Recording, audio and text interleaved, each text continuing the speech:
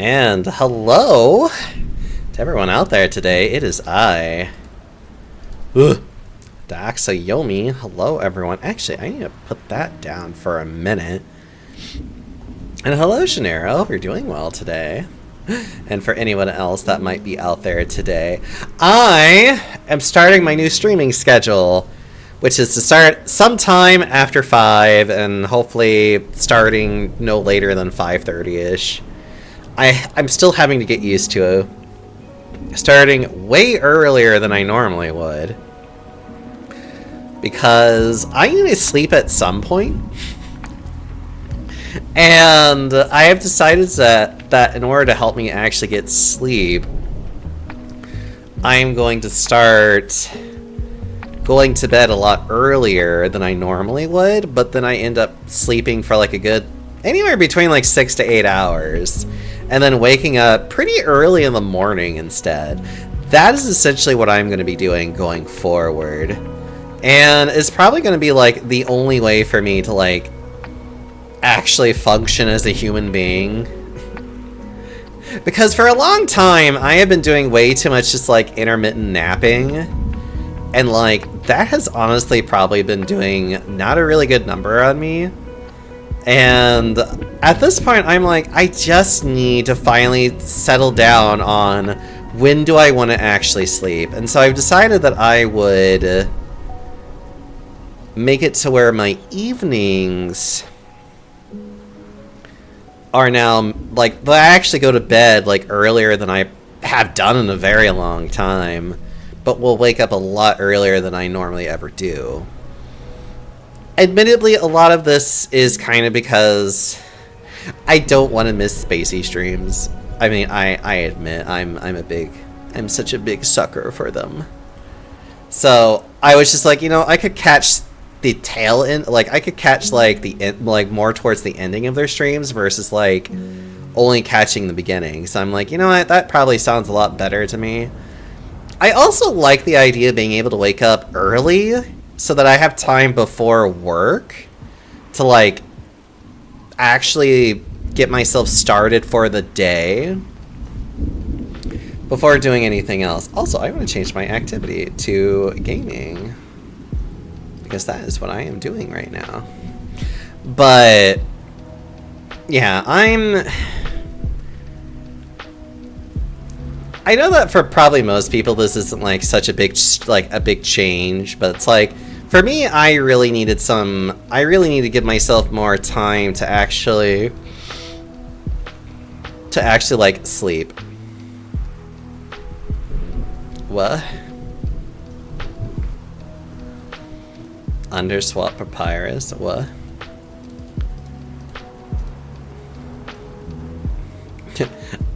I do not speak this language. I do not know what you are trying to tell me. Ah, okay, I see. Just literally saying English sushi. I see sushi. Oh, you mean... I mean, depends on where. I'm like being like, I don't know where you see sushi. I see a ramen bowl, and then there's technically like pork buns on my little character up here, where I can also pet this cat too and be like, ba ba ba. I wish I had sushi though. Sushi sounds delicious. But yes, that is the thing in which I'm going to be doing going forward, is starting a lot earlier and then also ending earlier. So I'll be ending stream around 9:30ish. And then literally go to bed, like try to get to bed before 10 essentially. And just fucking actually try to have a sleep schedule for a change. It's like, god damn it, I am trying to actually like have healthy amounts of sleep for a change. Okay. I'm not going crazy, am I? Yes. Okay, today is Tuesday. I am indeed not going crazy. It is time for us to... Well, okay, there is one thing I do want to show off because I spent such effort to make this. Hold on. You know what? I'm gonna be as safe as possible about doing this. Yum. Don't mind me, I am just literally being like... You know what, I'll just... If you want to find it, it is on my Blue Sky. But I'm just literally going to do a cute little snippet. And then just, like, post it on here. Hold on. It's an image. Yes, image. Oh yeah, I think I have to technically put it somewhere. Just put it in downloads, it's fine. Okay, browse. Downloads, it's a screenshot. There we are. There it is. This is my beautiful creation of a meme. So I drew the little picture on the left, which was inspired by Prey X Purge's Lurk emote, which is made by Rowdy Reindeer. I'm trying to remember, it's like, since I'm trying to be like a budding artist, I'm going to be using a lot of references in my materials, and if I'm going to be using other artists' drawings, I'm trying to be good about referencing them. That it's like, I'm using someone else's design because it's easier for me to draw something that somebody's already drawn. It also allows me to explore like how they do shading and colors and try to really like experiment on like how can I do this with what skill I have right now. And right now my skill level is very basic. So I was just like, you know what, it's fine. I got this. But there's a lot of like, oh god, what is it called? I think it's called DLSS 5. Like, there's that controversy going on right now, where essentially NVIDIA is trying to be really stupid about being like, ah, yes, but now you can, like, upgrade everything to look yassified.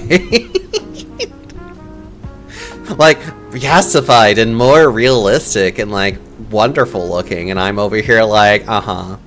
And I've seen a couple of other people do this, so I was just like, you know what, I'll make one for Prey.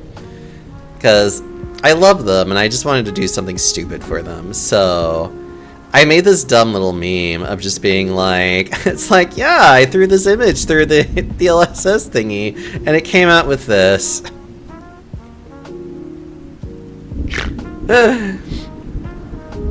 I don't know. I find this funny because I am a nerd and a dork. Okay. Okay, that's enough of this image. Good day to you. Bye-bye. Goodbye. Okay. Now we need to actually, like... Hold on. Now I need to actually, like, get started back on the fact that I'm playing this game. So I'm gonna go ahead and, like... I have to put all this down. You know what? What's the time of day? You know, put it at night. It might as well be nighttime. Okay, and then... There we go. Cool. Everything is now in order. Excuse me as I, like, check on things real fast, because...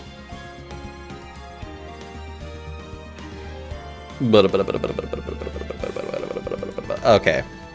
Oh, yeah, and I need to make sure that this is set correctly so I can... There we go.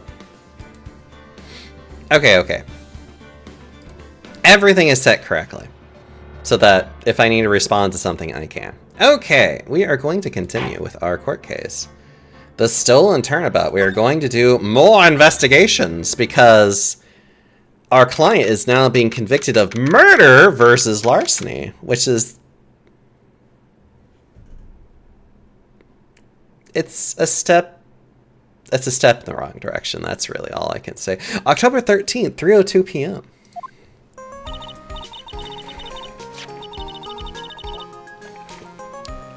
Delicious. You know, I'm glad we found the urn and all, but poor Mr. Delight got arrested again. Well, supposedly Mr. Delight was in the CEO's office when the murder occurred. No way, Jose, I don't buy it. But the one who proved that Mr. Delight was there was Mr. Nick himself, at least for what I can understand. Looks like you did too good of a job this time, Nick. Well, how about we get started looking into the KB security murder? I think I'm going to head back to Kareen Village for a little while, if that's alright. Sure, but why? I'm going to bring the sacred urn back and have some people take a look at it. Oh, that's a good idea. I think I'll go with... No, Mystic Maya, you should stay here. I want you two to spend some special quality time together, full of love and happiness. Pearls is so caught up in her fantasy, she forgot there's a murder to solve. Second urn given to Pearls. Now remember, no fighting, okay? She's gone. Okay, Nick, time to get going on this murder investigation. Is there anything to talk to you about? You must be relieved we got the sacred urn back, huh? You bet, but there's something a little different about it. Don't at me. It's pretty obvious, isn't it? I mean, take a look at this. It clearly says I am on the urn in the poster. But the urn we got back says Amy, like it always used to. Oh yeah, you're right. Plus, the vase has pink splotches on it now. I'm sure they weren't there before. Maya doesn't know, but 1 year ago, when the urn was broken, the repairer accidentally turned Mystic Amy's name into I Am. And that repairer was one mechanically unskilled little Pearls. But still, I don't remember ever seeing pink splotches on it. Is it possible that urn is a fake? I'm sure Pearls find out about that once. I'm sure Pearls will find out about that one once she gets back to Kareen Village. Yeah, I suppose so. Now that I think about it, he hasn't been back to Kareen Village in a long time. So, I guess people still go to Kareen Village to do their training, right? Yep, if you want to become a spirit medium, you need to undergo severe training. So, why haven't you been training lately, Maya? Well, lately I've been thinking of heading into a channeling dojo. I've been thinking of heading to a channeling dojo to do just that. A channeling dojo, huh? Sounds pretty serious, whatever that is. If you're going to train, you have to be serious, otherwise real tragedies can occur. Is what happened last year still bothering you? That murder in her village. It happened because the power of channeling was misused. When a medium uses the Kareen technique, she temporarily loses her own will. So when an especially strong spirit is summoned, the spirit medium can get taken over and even forced to commit terrible crimes. What's worse, in those cases, the spirit medium has no memory of what happened. Well, not in this case. If I recall, she was drugged and just put into a fucking box, but that's different.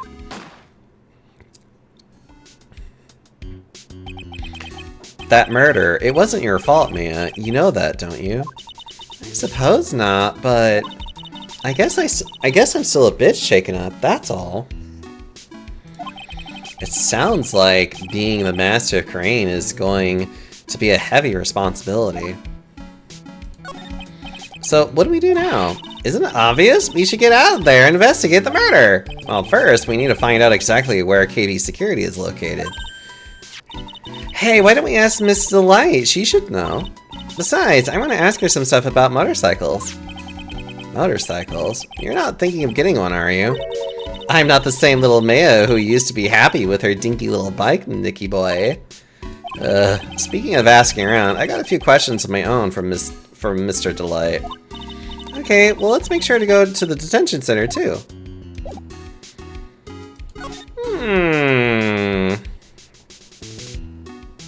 Let's go to the detention center first. I already told you it's not me. A sad, pitiful whine that tapers into silence. Sounds like they're interrogating Mr. Delight right now. Man, and we don't have enough time as it is. Yeah, well, I guess the police are going crazy just like we are. Yesterday they thought he was just a thief, but now they got a murder case on their hands. I guess you're right. That guard over there looks a bit on edge, too. Come on, we'll just have to come back later. Okay, let's go check out some other place, Nick. Alright, to the hideout. Nicky boy, Maya. Miss Delight. All I wanted to do was help my dear Ronnie. Yeah, but I guess it ended up hurting his case. Don't say that, Nick. She doesn't need your help beating herself up.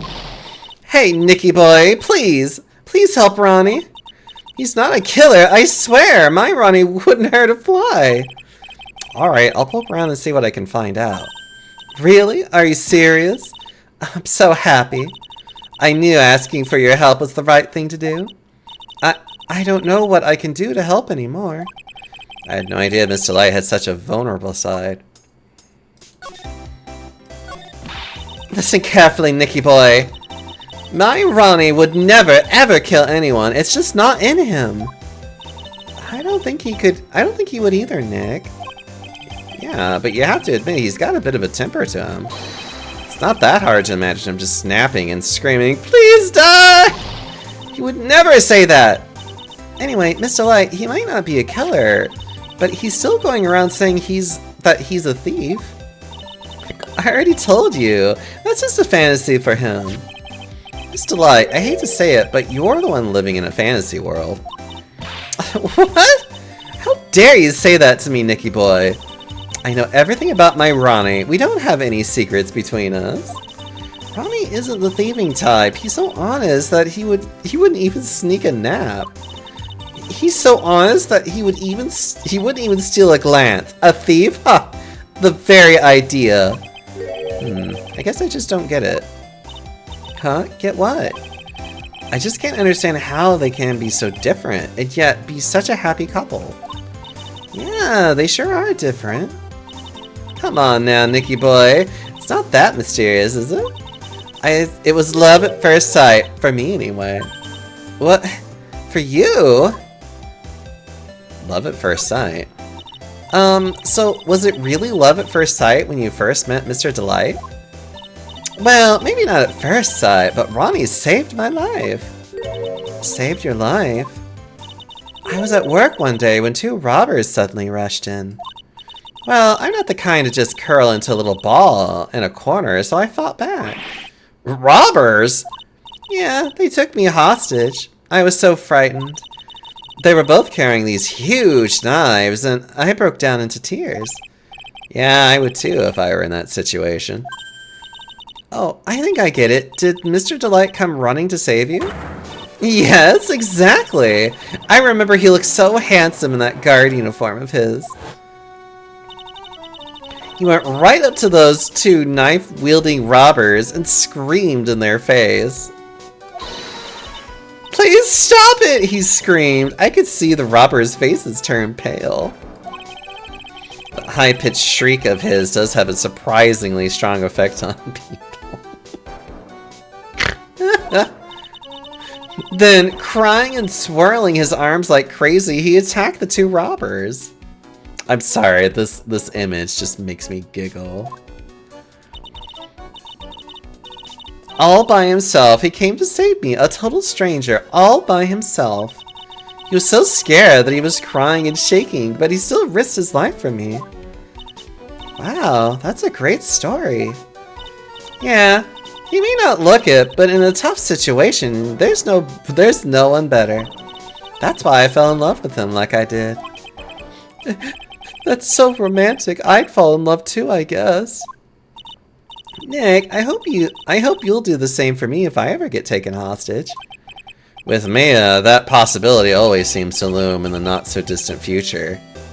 Actually, that already has happened once! And he was very good at, dealing with it. Mia, you already did. I know! That's what I'm saying, Ben! Also, hi, Ben. Anyways, Detective Atme. I hate these kinds of people more than anything. You mean ace detectives? No, I'm fine with ace detectives. Oh, so then you must mean thieves. No, they're alright too. I just hate thieves that pretend to be ace detectives. There's nothing I hate more than cowardly men. By the way, why did you go to Detective Atme's office anyway? Well, as the trial went on, I started to get more and more anxious. I went there to try to find out more about the real criminal. The real criminal? Yes, obviously the real Mask to Mask is not my Ronnie, right? Yeah? And Detective Atme knew more about Mask to Mask than anyone else. They mentioned him on the Great People Around Town segment on TV. So then, you were there to ask him some questions. That's right, I'll do whatever it takes to save my man. His secretary said the ace detective isn't in right now, but I forced my way past her and into his hideout. I wouldn't exactly call that office of his a hideout. That bag was sitting there right on top of the table. Oh yeah, we saw that bag there yesterday too. There's nothing lower than someone who would try to pin a crime on someone else. Mr. Light, do you know about KB Security? Don't be silly, of course I do. That's where my Ronnie works. So she thinks he still works there, huh? And yet, according to what we heard today... Come on, don't tell me you didn't know. Ron DeLite was once an employee of KB Security. He was a professional security guard. Ron quit. He doesn't work there anymore. It looks like Miss Delight doesn't know. KB Security is only about 20 minutes away by motorcycle, that is. Larry told me it takes 30 minutes by car. Well, I have to admit, I tend to fly pretty fast on my bike. To make it KB Security that fast, are you sure you aren't literally flying? Why don't I give you a ride sometime? Or better yet, how about now? No, I'll pass, thanks. Well, why don't you just tell us where it is and we'll go ourselves? What a scaredy cat you are, Nick. Miss Delight told us the location of KB Security. Okay, let's head there right away, Nick. CEO's office.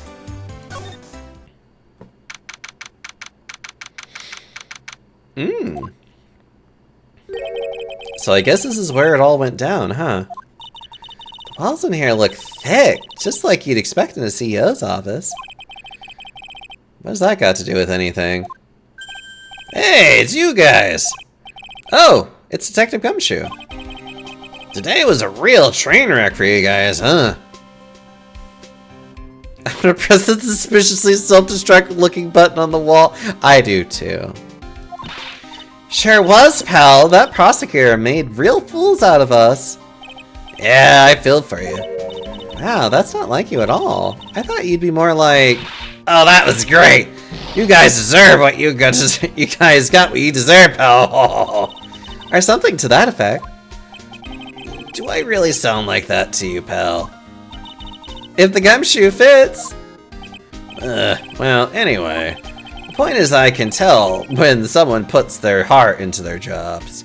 And I can sympathize when things don't go your way. Look, the coffee monster is terrifying. How does he even drink that much coffee? Look, he's just perpetually tired. It's the only way for him to not die. Sometimes I feel like wrong is the only way things go. The only things go for us detectives. Wow, I had no idea Detective Gumshoe was such a nice guy.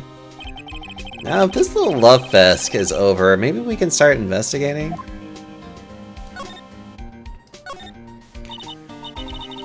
It's because he's a coffee-powered robot litigating machine. I mean, what's the difference? Detective Gumshoe, tell us what you know about the murder. Okay, but the thing is, I'm really not supposed to. Hey, come on, what about how we put our hearts into our work? Things are really working against us right now, and we need help. Okay, I'll tell you. Just don't start crying on me, okay, pal? Okay, I won't cry on you, pal. The victim's name is Kane Bullard. He was the CEO of KB Security, and a pretty big fella in his own right. His corpse was discovered at 9 this morning. His estimated time of death was 1 in the morning on October 12th. Cause of death was blunt force trauma to the head, probably an object in this room. It happened at exactly the same time that Mask to Mask was stealing the urn, huh? Time of death. Cerebral hemorrhaging from a blunt trauma to the head. Interesting. So why did it take almost an entire day to discover the body? There's a good explanation for that one. Bullard's body was stashed away inside that safe. Safe? Well, it is pretty big. Nobody had heard from him, and when they opened the safe this morning, out he came. Oh, so the body fell out? That white string must be the shape from when he fell out. I think we still need some more information about Mr. Billard. Mr. Billiard. Maybe you could start by getting the man's name right. So, what happened to Mask to Mask? He's at the detention center screaming like a madman. Investigate me again, he keeps yelling. No, I didn't mean him. He's not the real thief anyway, right? Oh, you mean that detective at me? Oh, that was great. That guy got what he deserved. Now that's the detective I know and love. Think about it. Atme was always around when a calling card showed up. But he always mysteriously disappeared when the heist took place. I was hiding at the crime scene. Yeah, right. That's the lamest thing I've ever heard. That's how you just knew he was the thief. That would explain how he's able to retrieve the stolen item he keeps bragging about. Yeah, he just did that to make himself look like a great detective, that's all. But there's this one thing I can't figure out about his first heist. His first heist? Yeah, the Tear of Emanon? Yeah, the Tear of Emanon case. There was a witness on that one. A witness? Yeah, I saved the newspaper clipping. Since the thief is already under arrest, you guys can keep it.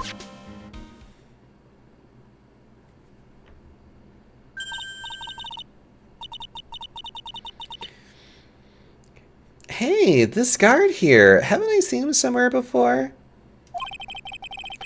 It's pretty small, so it's kind of hard to see, but now that she mentions it... An article of Mask to Mask's first heist. Oh, is that Ron? It has to be. Oh, that prosecutor. I really don't like that guy. The way he used our own evidence to do that to Mr. Delight. Yeah, I think he did it that way just because he knew it hurt more. That's what my gut tells me anyway. So what is that Java-addicted masked maniac anyway? So who is that Java-addicted masked maniac anyway? Prosecutor Godot? He's quite the enigma, huh? The thing is, pal, I never even heard of the guy before. He just showed up one day at the prosecutor's office, came out of nowhere. That's right, he said this was his first case as a prosecutor. And it's true, according to the record anyway, but... No way he's an amateur. He's a nice man in the court. A maverick that gives me goosebumps. He's the real masked thief. I mean, that would be funny.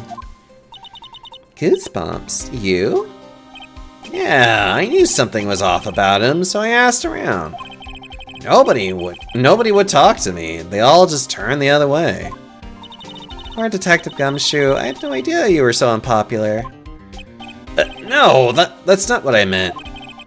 That Godot guy acts like he knows me and has a grudge against me.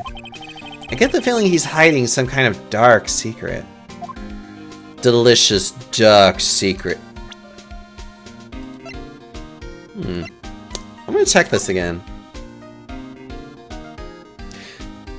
Oh, you know what? I think the point is this is Ron, but I do know that the point of this is that I believe that's the hand that should have the ring on it, but you don't see it in this picture because he hasn't always had it. Like, I'm remembering bits and pieces of this entire thing, and I find this very funny. Anyways. Oh. Ugh! Thank you. May I present this now? So who's the CEO guy?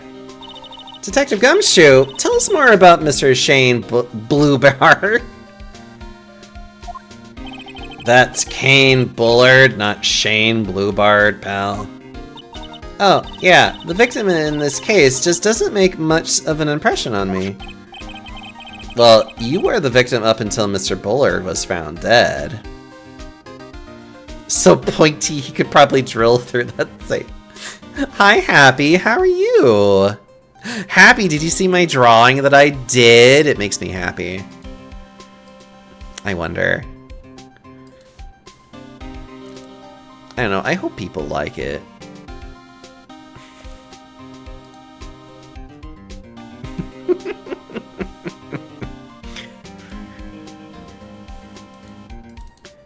I'm so happy about my dumb little drawing. Just finished eating a lot of food for dinner. I did not see the artwork yet. I'd like to check it out. It's well, the actual you can find just the artwork itself in my Discord, but the meme that I based it off of is actually on Blue Sky. Because I'm a nerd and I find it really funny that there's a bunch of people really just like pissing on the whole DLSS5 thing, which is great. I love seeing a lot of people making fun of it, and so I decided to contribute in my own special way. Plus, it gives me like some time to like actually. It gives me time to like, you know, like actually do like real artwork. Although I have to remember that I need to be better about finding the original artists that I'm referencing off of and making sure to credit them. That's gonna have to be a new habit that I have to like really pin down with myself and be like, you need to make sure you do this so that you can, you know, be good and give people proper credit, because not only is it just polite, it's also just a nice way of really like getting artists that might be literally like their livelihood a way of just being like, remember this guy? You should probably like get actual artwork of like, you know, commission them. There we go. You should commission them. I see the post of this guy. I love it tons. Aww.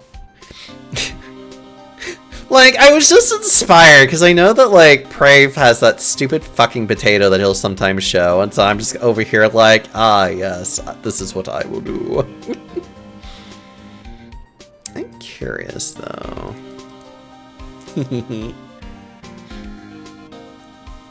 Oh, of course everyone likes that picture too. Just over here looking at my Blue Sky being in there. Okay. I have so much I need to do with this case. I need to actually focus on this case. Okay.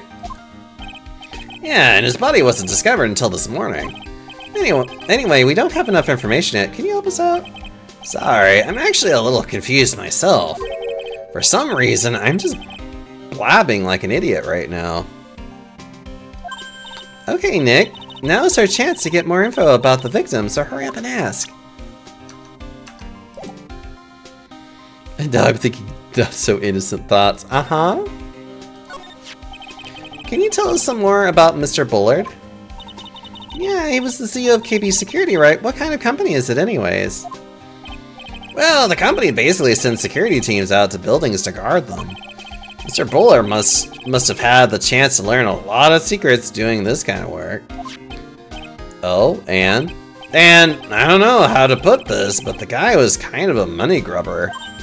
Really? Me too. I just love money. I can't ever get enough. Please stop leaning in towards me like that. You aren't getting to my wallet.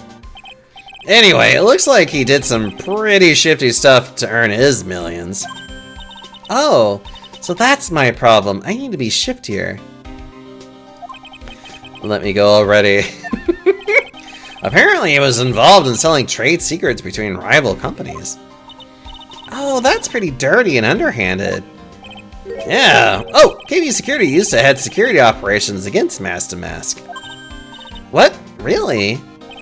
Yeah, and after screwing up so many times, the company's reputation really took a nosedive. Now you want to play a game of Let's School or something and get tons of cash? Do it! I know you'll get it and be able to be like, ah, yes, education and money. So it really was Bullard who sent Ron the blackmail letter, huh? Let's see. Can I ask you more about this? This was his first heist, and I guess I underestimated him.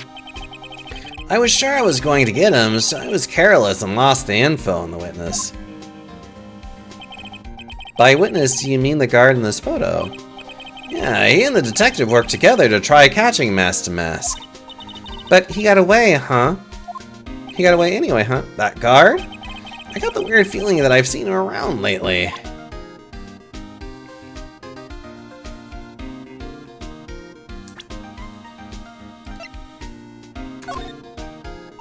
Detective Gumshoe, what about this person? Sorry, pal. To be honest, my head is so full. Nah, okay. What about Ron? I kind of feel sorry for him. He's kind of a sad young guy. Yeah, and he seems to have a habit of always getting arrested prematurely. No, it's just my personal opinion, but I think the police should have investigated the whole thing more carefully. But weren't you the one that arrested him with a giant goofy smile on your face? Come on, we don't have time to start with that. Let's just leave it alone.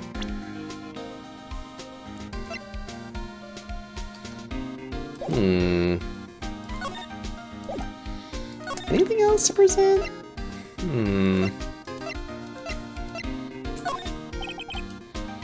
This is proof that Ron DeLite was here at the crime scene when the murder happened. This wallet and this key card, huh? I think we need to ask Mr. DeLite some more about those two things. That we do. About this blackmail letter. Yeah, I've been thinking a lot about it too, pal. Why would Kane Bullard have been blackmailing Ron DeLite anyway? Well, Mr. DeLite used to work at KV Security, right? But what was it that made him quit? I waited until next week to meet new students in, but when the new week started, all the applicants for students disappeared. Well, okay, you have to remember that you have to have an empty classroom for them to be able to go into. Well, actually, no, you can still admit students even if you don't have a classroom. It might have been you waited too long to admit them. So basically, like, whenever you can admit students, your mindset should be of one of two things. One, you're looking for numbers, so you should just admit as many as you can, period. Or two, you're looking for quality, which in that case, you should only admit the ones that actually have good stats or good buffs on them. Which, you know, honestly, the easiest way of going about it is just admit everybody constantly and just go with that. But what was it that made him quit? Nick, that's it. Maybe that's the same reason he's being blackmailed. Well, I'm in the middle of investigating that right now. Oh, alright.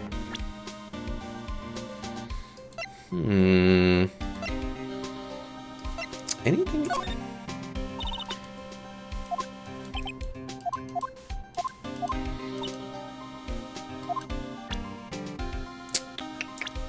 Anything else?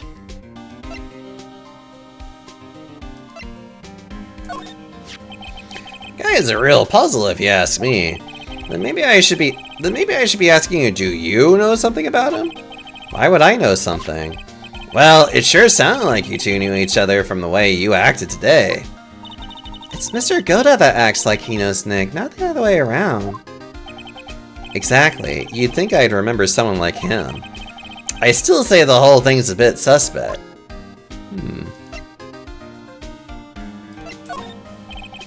I always knew there was something suspicious about this guy. And I was right. It turned out that Damask was actually that ace detective in disguise. You really thought that? Huh? Of course! It's the stone cold truth! I wanted the students to be able to pass their exams, so I wanted them to get a fresh new week to start, which is why I waited. Oh, you need to think about every week being like... Basically, the students are only good for that week. It's like probably the best way for me to describe it.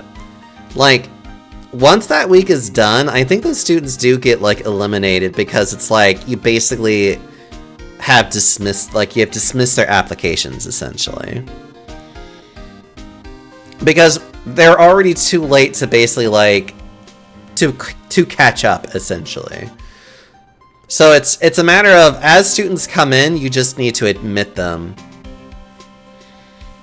Also, it seems to me that even if I admit them later on in a week, they still do just fine anyways. And if I'm being really honest with you, you normally don't have to worry about students passing. They seem to always catch up no matter what.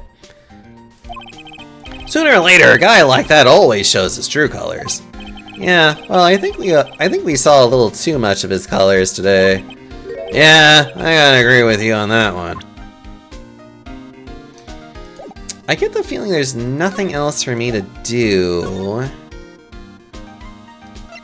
Oh, well, I guess we could go to the security guard station.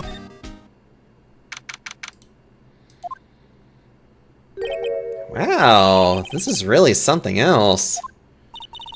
For a security guard office, it sure doesn't feel very secure. KB security guard. Uh-oh, I just remembered Larry might be... Hey, Nick, what's up? So he is here. Yo, how's it hanging, dude? And you got my sweet little man with you, too. Hi, Larry. Here, I was working my fingers to the bone. And in walks an angel. I got no problems with a daytime date. It's all good. No, that's not what we're here for. We're investigating the Bullard murder case. Huh? Oh, yeah, that's right. You're a lawyer, aren't you? He's so hopelessly clueless. Well, if it's about the murder case, boy, have I got some good info for you. Really? What is it? Well, I don't mind sharing with my sweet little Maya. But Nick, here is a different story. But Larry, I thought you two were old school buddies. That was then and this is now. So what's this good info you were talking about, Larry? Hey, I'm a guard, a pro. I can't just give away information for free. Yeah, he wants a bribe. I thought professionals were more, I don't know, honest? Can you talk to him, Maya? Larry, tell us already. What's the good info? I like that. This kitten's got some claws. Okay, you really want to know?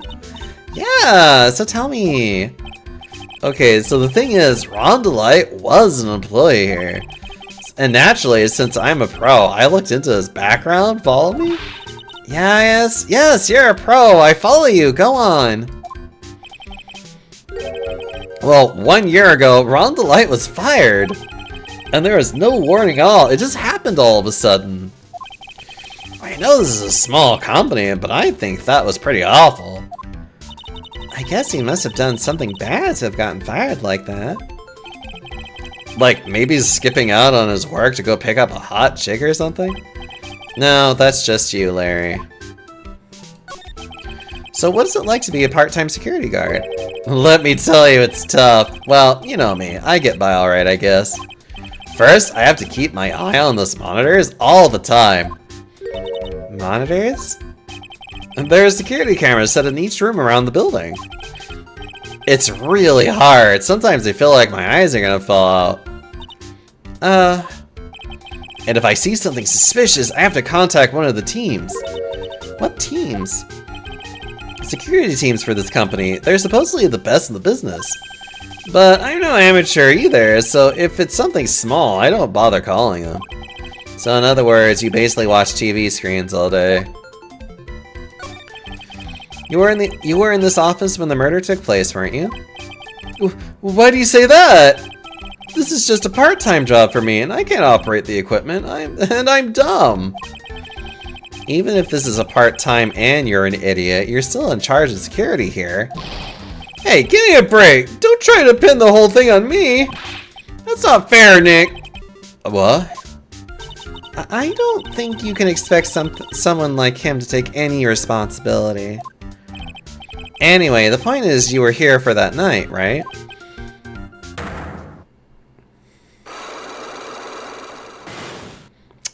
Yeah, okay. Oh no, I knew something smelled bad, and it was the butts after all. Well, it's like I always say, that was then and this is now, okay?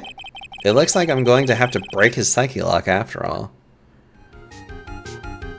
Okay. Let's present some info and see if we can get... Yeah, okay, he doesn't like that. Yeah, when you look at things, you're an idiot as normal. Do you know anything about the CEO? Do you know anything about Ron?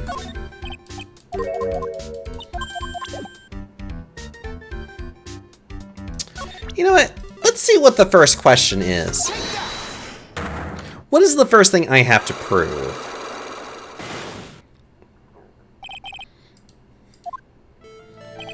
On the night of the crime, were you working hard like you were supposed to?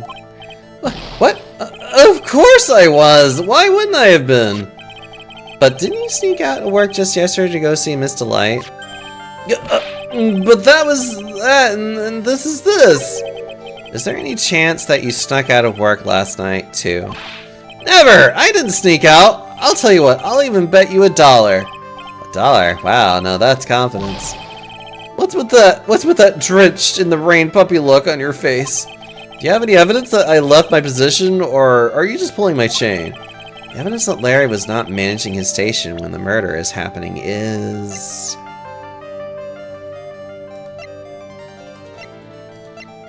So I need the evidence to show... I don't think I have enough evidence yet. Okay. So I don't have that. Let's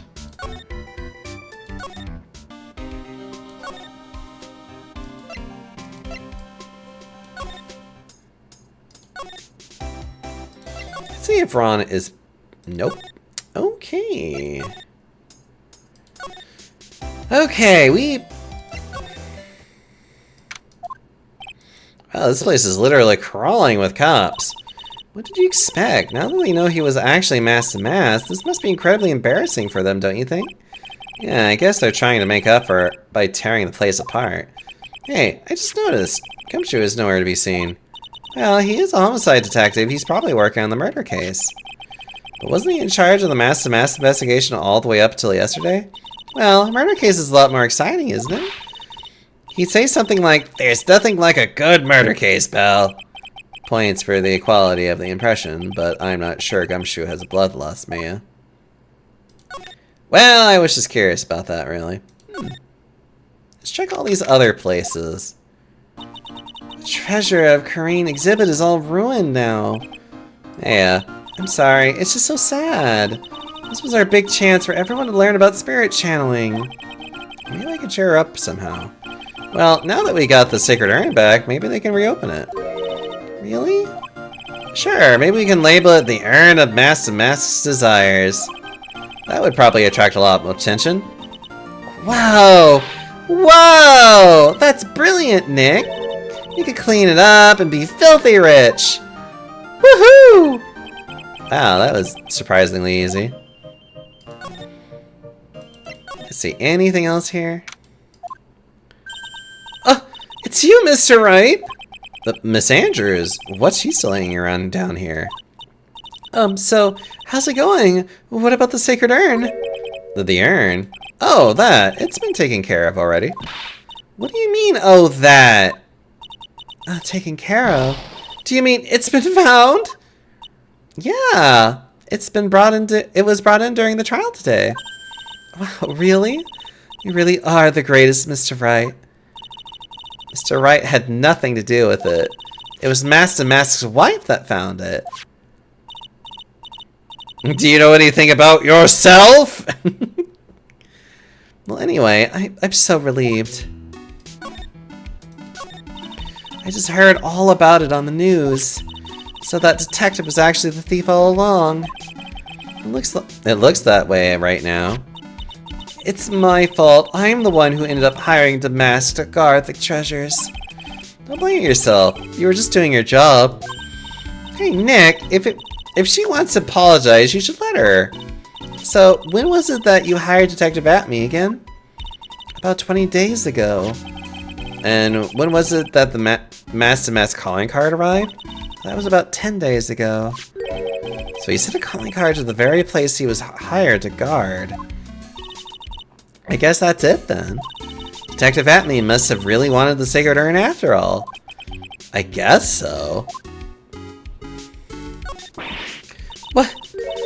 So Master Mask murdered someone as well? Well, that's how things look right now. Yes, but I thought that he was here stealing the urn at the time. Larry's a fun idiot reoccurring character. He really is. Well, we're talking about a criminal mastermind, so anything is possible. Nick, let's get down to business already. On the night of the theft, did you notice anything suspicious about Detective Atme? No, I couldn't have. After all, he was hidden the entire time. I never even caught a glimpse of him. He claims that's the way he always operates. That's just what he says so he can have an alibi while he commits the thefts himself. Yeah, he was caught in the crime scene photo dressed up as Mask to Mask pretty well.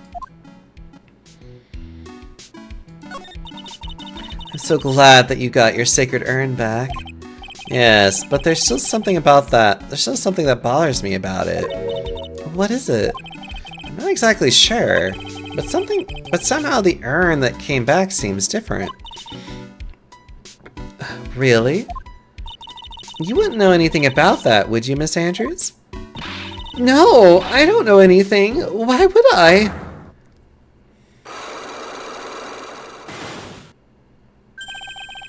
Psyche locks. Ugh. What do you think this means, Nick?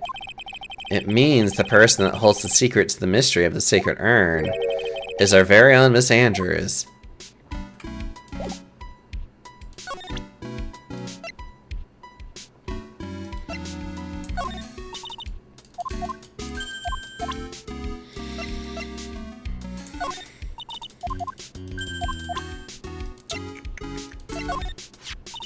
I thought the whole exhibit would be brightened up by something shiny and gold.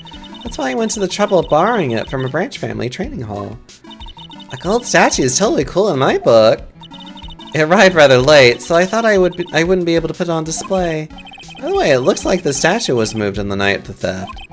Do you know anything about that? No, it certainly wasn't me that moved it.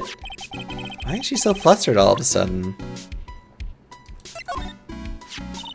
Detective Atme said he got hit on the back of the head with this by the thief. But that was obviously a lie. Because it turned out that Atme was the real thief, it's still hard to believe. It looks like Adrian feels really bad about it.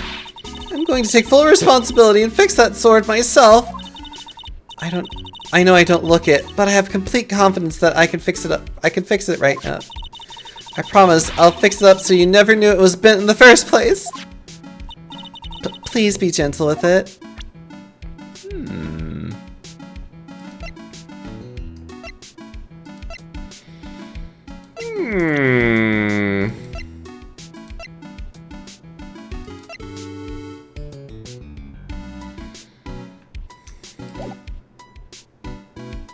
Well, we might as well see what the first question is.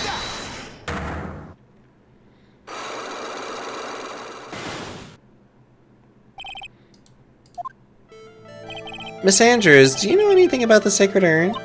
Do I know anything? I'm in charge of the entire treasure exhibit. The urn that was submitted before the court today. It's obviously not the same urn as before. Well, that's true. Maybe it isn't the same. It could be a fake. A fake? You're the ones who said it wasn't the same, so that's the most obvious explanation. Do you have any evidence the urn that was submitted at the trial was genuine?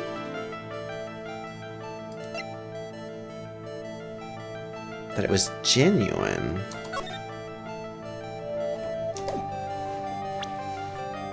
Ah, I need pearls for that. Ah, yes. Okay, so I need pearls to talk to me to tell me that it was actually genuine.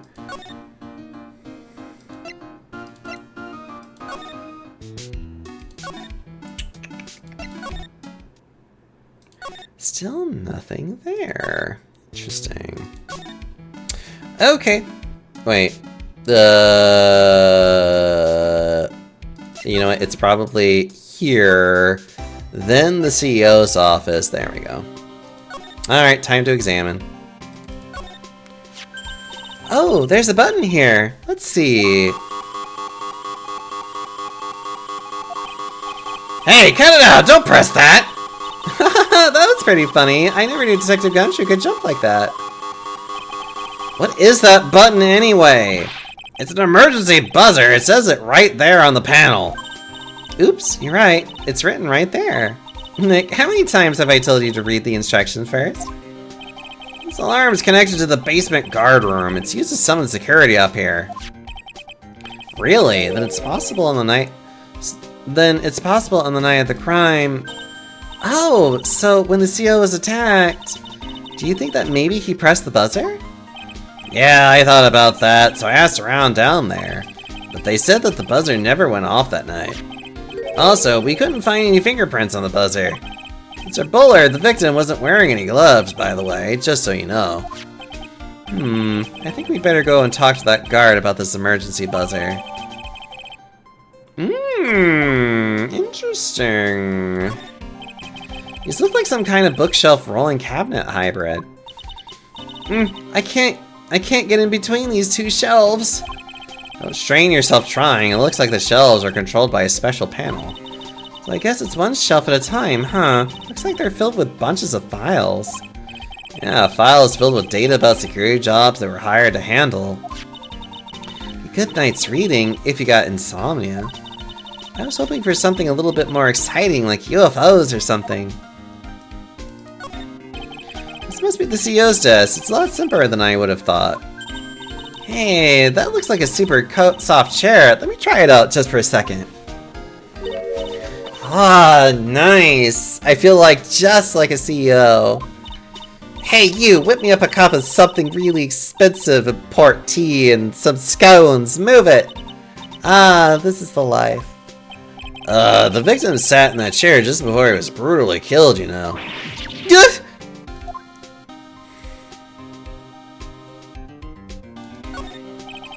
Check out this big, thick binder here.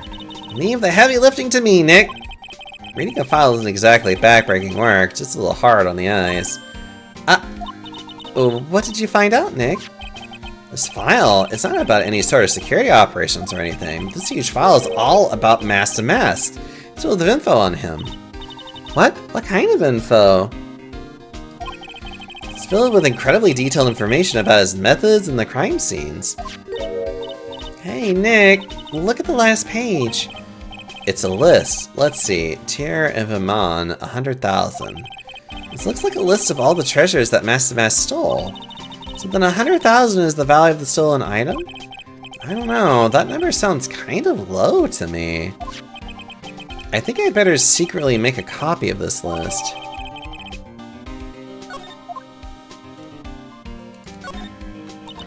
Ew, think about it. A dead guy was laying in here all night. Yeah, oh, by the way, don't bother asking about fingerprints. There were none. Well, somebody opened the safe on the night of the crime, right? Yeah, and so... Well, if Mr. Bullard's body was hidden in there, it must mean that it was opened by either the killer or the victim, right? Yeah, I guess so. Ha ha ha. I got some bad news for you, pal. Are you ready? Okay, shoot. Opening this baby is no piece of cake. There are only a few people who know how to open the safe, pal. Yeah, and? Everyone that knows how to open the safe had airtight alibis, I checked. Everyone except one, that is. I'm almost afraid to ask. Former security chief, Ron DeLite. What? Ron DeLite? He was the security chief? Ron? So he knew how to open the safe, huh? Yeah, sorry for raining on your parade there, pal. This rope. You think it fell out of the safe when it was opened? I don't think so. So, you mean... Yeah, I think this string shows where and how the corpse was laying. You mean... The victim, he was killed by being crushed by the safe door? She can't be serious, can she?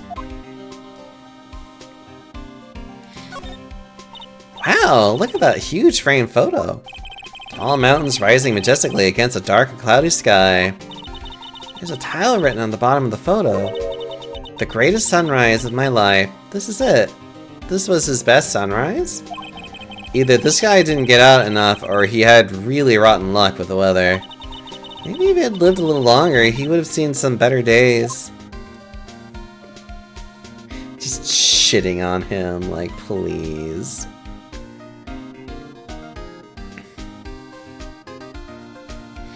Let's see. Okay. I think we got everything I wanted from you. What about you? So about this. Huh? What's that? Hey, wait a minute, Maya. What's wrong? We copied that data without permission. Don't show it to him. He might get mad at us. So, what are you two whispering about? It's nothing. It's just my it's just my billfold. That's a pretty thick billfold you got there, pal. I really want you to show it to me.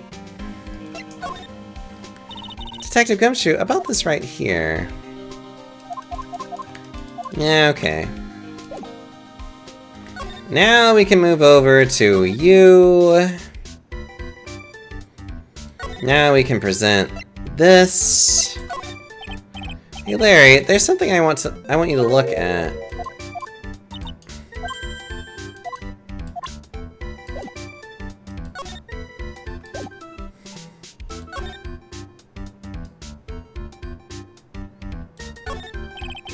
Something is written on the poster in fine print.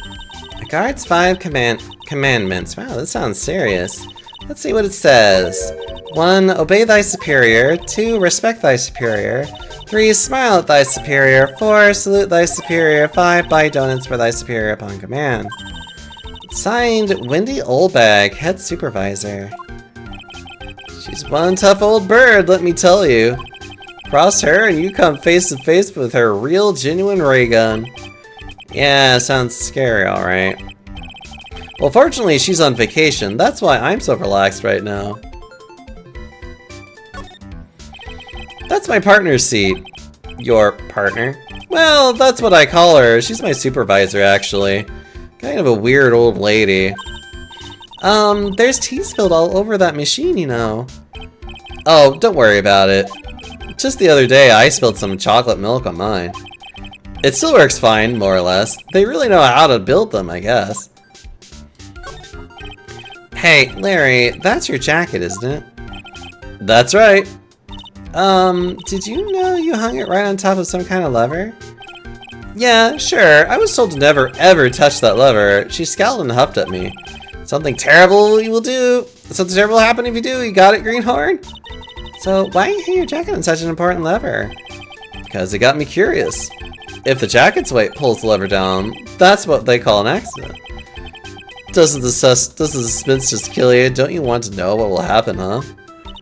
It's true. It's killing me too. What about you, Nick? Yeah, but for a different reason.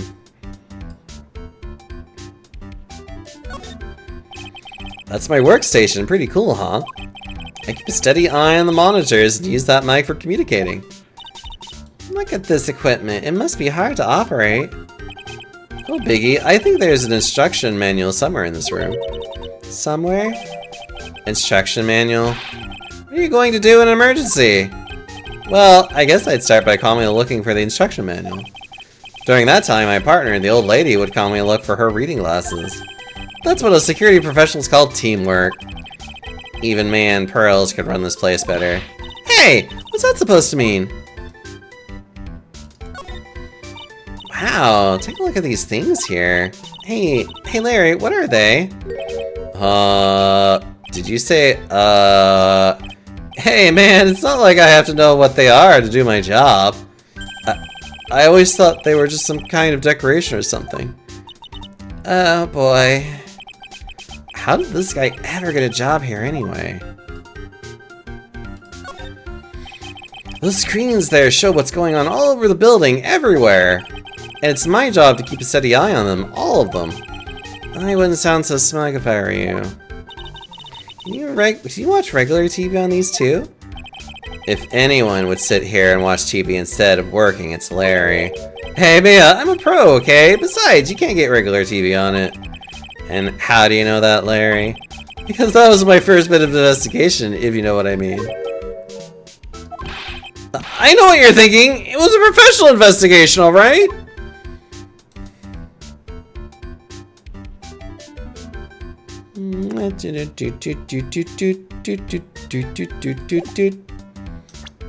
I need proof that he left his station.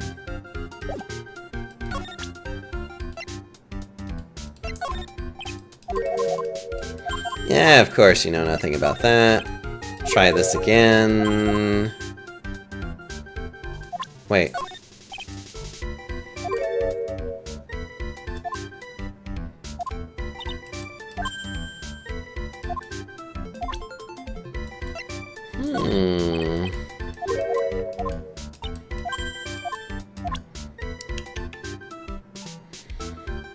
While I play Deadlock. Hello, Dr. Roden. How are you?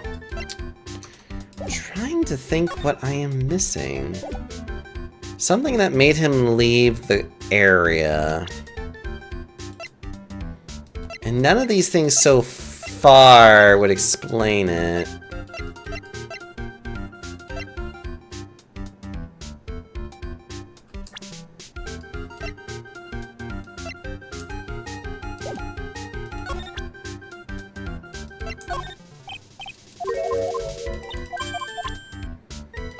Give me a minute. I have to have something.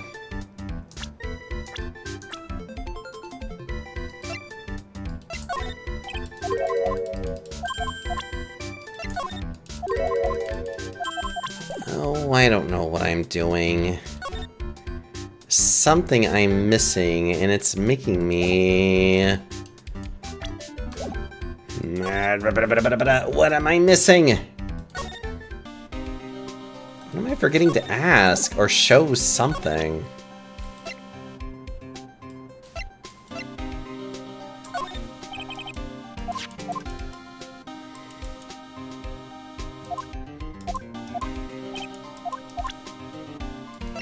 Do I have any proof that it's legitimate?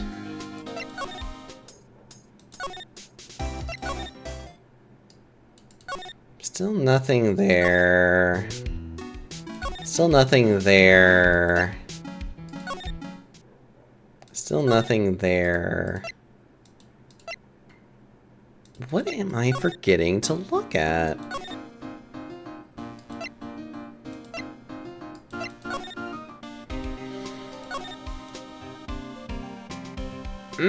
This is so... I don't know. It's like, where am I supposed to go with this?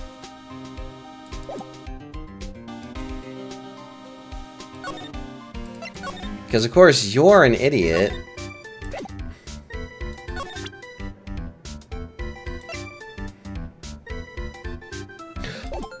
Oh, right. I'm an idiot.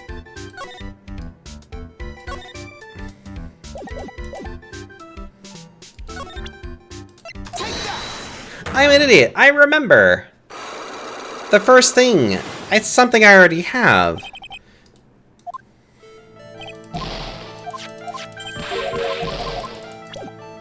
Don't. I went too fast.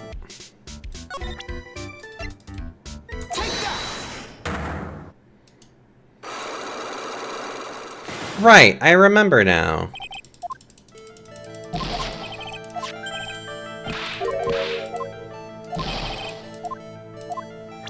The evidence that Larry was not manning his station when the murder happened is the wallet. Right. This wallet, you know about this, right? I've never seen it before. Liar, you hand-delivered this wallet to Miss Delight just yesterday. Give me a break. You can't expect me to remember every little thing that's happened. Well, I do expect you to remember something that happened just yesterday. What time was it when you found this wallet? I guess it was around 1 in the morning on the first floor of our company building. 1 o'clock in the morning? That's right. In other words, Larry, at the time of the murder, you were away from the security guard office. Yeah, but there's something you didn't think about. What's that? My shift that day didn't start until 10 p.m. The murderer might have snuck in before then. What do you mean by that? If the murderer had snuck in before 10 p.m., then it wasn't my fault. It was the fault of the guy whose shift was before mine. Why do I have a feeling that he still doesn't get the seriousness of this? Listen up, Larry.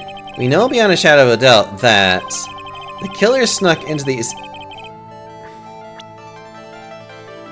CEO's office after 10 p.m. during your shift.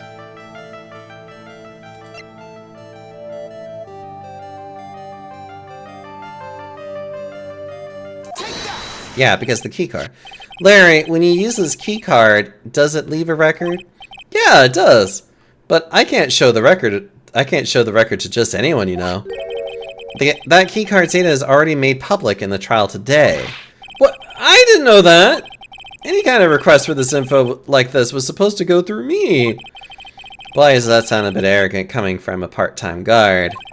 Anyway, according to the data, the door to the CEO's office was opened with this card. Furthermore, it was most definitely used at 1 a.m., the time of the murder. No way! Someone used this to get into the CEO's office. That happened at 1 a.m. on the night of the crime, right in the middle of your shift. Larry, you can't duck your responsibility this time. Yeah, no! Right, I had the evidence because I forgot about the wallet and that he was the one that brought it to us. I knew it. It's all my fault. It's my fault that the boss was killed. My fault! Larry, there was nothing I could do. I have important issues to deal with too, man. What happened that night anyway? My Donna happened. Your Donna? I got a bad feeling about this. Yeah, my Donna called and said I have to talk to you right away. So I went to see her and she was standing right there next to her. Oh, he was standing right there next to her. Who was? Her new boyfriend! It was just some horrible joke! Before I knew what was going on, the guy socked me right in the kisser. Normally, I am the one that does the punching, isn't that right, Maya? Yeah. So, is that why you left the security guard office? I'm sorry, it's all my fault. How can I ever make up for it, Nick? What can I do? He's curled up on the floor, crying like a baby. Nick! So do you think I could do anything? Just name it. I'll do whatever I have to make it up to you. I swear I will. Larry. Hey, Nick, as long as he's offering, why don't you show him the evidence we've got? She's right. Maybe we'll get at least one bit of useful information from him. Nick. Okay, now that he's opened up, we can ask him about the button. The buzzer in the CEO's office is directly connected to this room, right? That's right! Just like my heart is connected to yours, Maya. Go ahead, Maya. Press the buzzer in your heart. I promise I'll come running to your rescue like the professional guard I am. Wow, that was pretty good. Thanks, I try. Do you think you could tell us about the buzzer now? Yes, please. Please tell us. Okay, I guess so. Prepare to be wowed. I accidentally pressed the buzzer earlier. Yeah, I heard it. So that was you, huh? You're a security guard, aren't you? Why didn't you come to the CEO's office? Well, this is the 3rd floor of the basement. The CEO's office is on the 1st floor. I thought it would be a good idea to adopt a wait-and-see approach. Plus, there's a police detective here, right? I just didn't think it was necessary. It's as if he's trying to win an award for the laziest person on the planet. Let's get back to talking about the night of the murder, okay? Is it true that the buzzer didn't go off that night? There must be a record, right? You must have had a look at it, right? Of course I did, and I couldn't possibly have made a mistake either. Do you think you could take just one more look for me, pretty please? Oh, okay, I just can't say no to you, Maya. What do you think, Nick? He's probably right. I don't think even Larry can make a mistake like... Whoa! What is it? What's wrong? I made a mistake! But how? It can't be, it's impossible! Okay, enough already. What about the records? That night, it went off just once, in the morning, at around 1 a.m.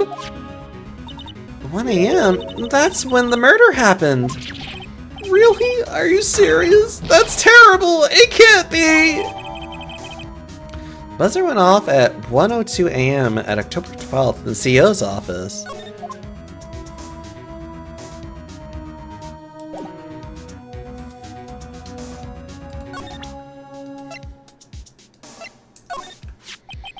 You guys have really made me reflect on the way I've been living. But the only problem is, with all this reflecting, where's the time for love? Frankly, I think reflecting is a bit overrated, you know? What are you going on about, Larry? Plus, do you honestly have any new info on the buzzer record? The record? No, nothing at all. This guy reflects about as much as a piece of black carpeting. I think I can take that to Gumshoe and present that to him. I take it to Gumshoe. How about this right here?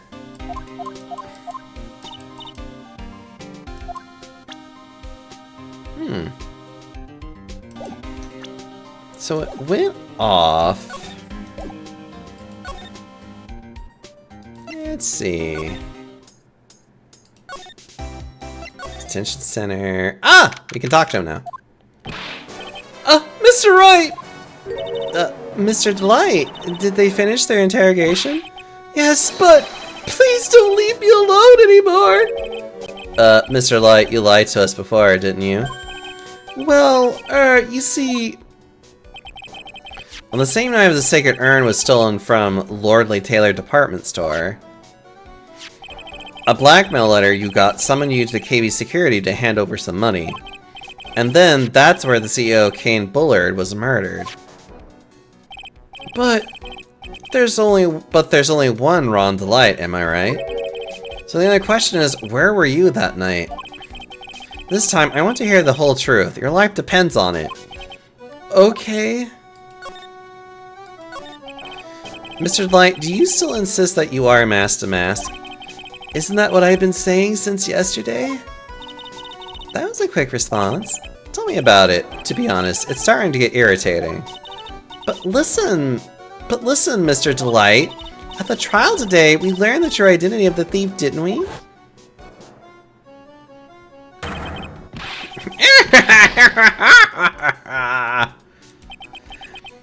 Take a good look, everyone! Unable to find a rival worthy of my genius, I was forced to create one by myself. Here I am, the tragic clown! I guess it's true. I wasn't the one who stole that urn. Of course not. After all, you were at KB Security at the time.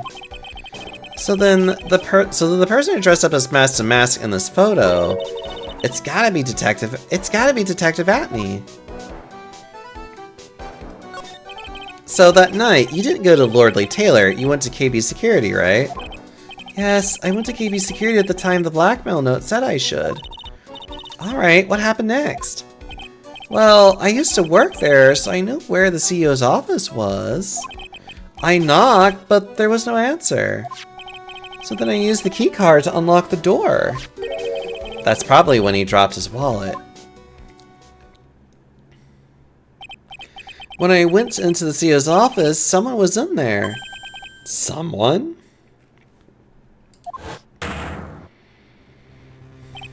Then suddenly they bashed me over the head. Bam! Was it Kane Buller that hit you? I don't know. The person ran away while I was still stunned. When I came to my senses, the sight I saw left me speechless. The dead body of the CEO was right there in front of me. I thought I'd die myself. Anyway, I thought I should do something with the body. So that's why you put it in the safe? Yeah, that's right. I used to be the chief of one of the security teams, so I knew how to open it. Okay, and what did you do after that? Well, I got out of there for starters. I was the one who set up the security cameras in that building. So I knew how to avoid being spotted by them. Nick, all of a sudden Mr. Delight kind of sounds like the murderer to me. Please don't say that. Mr. Delight, is it true that 1 year ago you were forced to quit KB Security? How did you... Hello, Ramen, by the way. Hope you're doing well. Ooh. Hold on. Wait.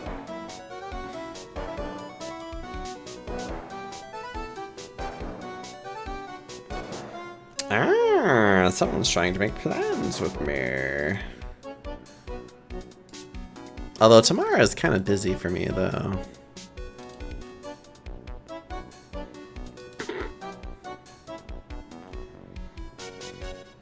Excuse me, I am just looking at things because I am a terrible, terrible person that likes to look at things. Not sick to my stomach. Aw, I'm glad that you're feeling better at least. Honestly, I hate when my stomach gets all, like, gross. Oh my god, that was even me, like, last week. Yeah, it was last week. Where it's like, I had like no appetite and I was so nauseous. I'm begging you, please don't tell Desi, please! Don't worry, we haven't told anyone yet. Thank goodness. No. Alright, but I suppose I'll have to tell her sometime. She'll find out eventually. Well, thanks for the follow, Ramen Techie. Aww. Hope you are enjoying your time here in the Panda Parlors. Why have you been hiding it from her anyway? Desi would despise me if she ever found out that I was living a life of crime. A criminal, a thief, she'd never forgive me. My marriage would be over. Knowing that, why did you become a thief in the first place? Because Desi spends money like it's water. There's no job in the world I could bring in enough money. Except being a thief, at least. That's what I thought, anyway. So he became Mask to Mask for Desiree, huh? Let's see.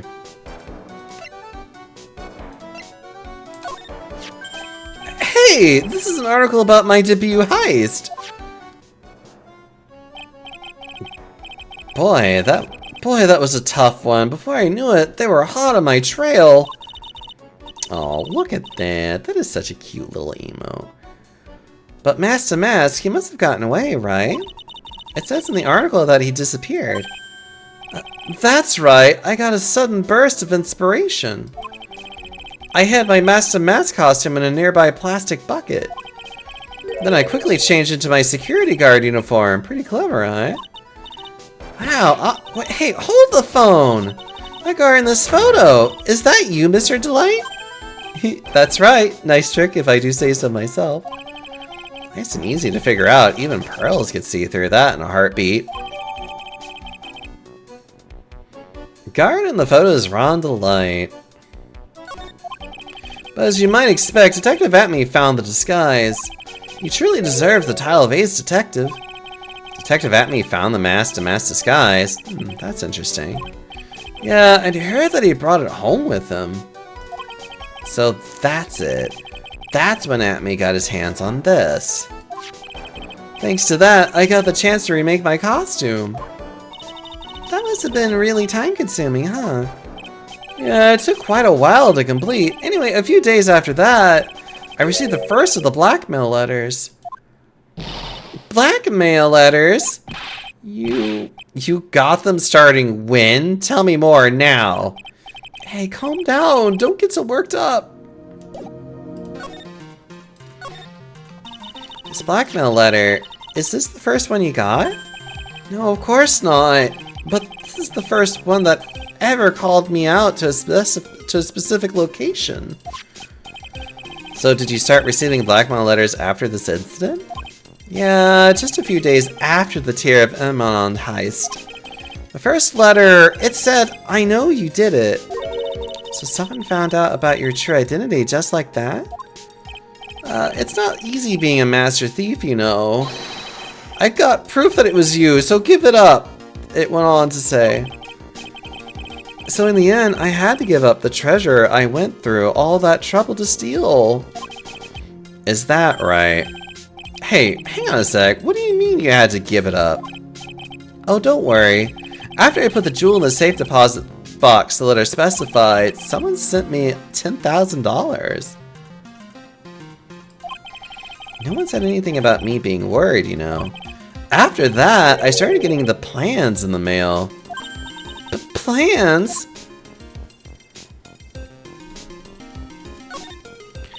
What are these plans you're talking about? They were instructions on how to steal a crown or a painting or some other rare treasure. They showed security blind spots, escape routes, and even suggested training methods. So you mean that the one who planned the heist wasn't you? No, it wasn't. I only planned the very first one. After that, I received plans from some very kind person, incredibly detailed plans. It sounds like Mr. Delight is thankful to the person that was blackmailing him. So Ron Delight was mask to mask after all. But someone else is behind the thefts? Someone who planned them out in detail? All I had to do was deposit the treasure I stole into a safe deposit box. Then I just waited for the cash to come in the mail. Could you try not to look so gleeful about it? So you went after the sacred urn because of one of those plans, too? Well, see, truth is, I've never seen the urn. All I did was follow the instructions and steal what I was told to steal. Mr. Delight, is everything you just told me the truth? Yes, but please don't tell Desi, okay? From Damask's second heist on, he was stealing as directed by blackmail letters. Ron, before we go, there's one more thing I want to ask you. Yes, but please don't hurt me. Mr. Kane Bullard, do you swear that it wasn't you who killed him? Yes, of course! I could never- I'm not lying! All he did was hide his body in the safe. But then I was afraid they'd discover what I did, so I turned myself in yesterday. Why? Well, if the judge had ruled that I was guilty of robbery, then I'd have an alibi, right? I guess so. You're really clever, Mr. Delight. I guess I have no choice but to take Mr. Delight at his word. Mystic Maya! Hey, Pearly! I'm back! Hey, Pearl, so what have you been up to this whole time? The sacred urn, Mr. Nick! I took it back to Crane Village to have it examined! And what did you find out? Well, there's no need to worry. They said it's the real urn. That's a relief. I was worried. But there's one small problem. A problem? These cute little pink splotches, they said that it's paint, and that they were put on the urn recently. Why are we talking about the pink splotches again? What's the big deal? What's the big deal? We've got to find out how they got there. That's the big deal. Yeah, Mr. Nick, we got to find out how they got there. Okay. We'll go out there. We'll go out find out how they got there. Please don't forget about me. Aha! I will forget about you. Excuse me. Ugh, for God's sakes.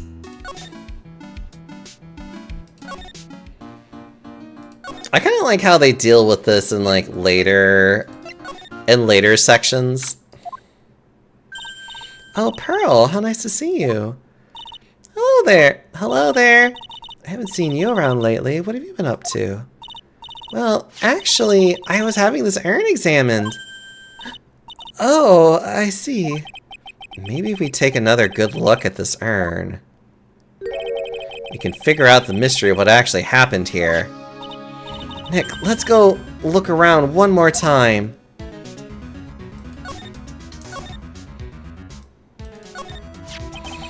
Looks to me like it's been dry for several days. There's something suspicious about this paint mark. The bottom left part of the bottom left part of it is shaped oddly, and it's shockingly pink. This is the same color as the paint splotches on the urn. So then the question is, what is the cause of the odd shape? Let's look around here carefully, Mr. Nick. This box, there's something about it that's been bothering me. That's the box that the sacred urn was in. It looks like there's some pink paint on it too. And it's definitely the same color as the stuff on the urn. I think I know how the paint got on it now. Alright, let's investigate again, Nick.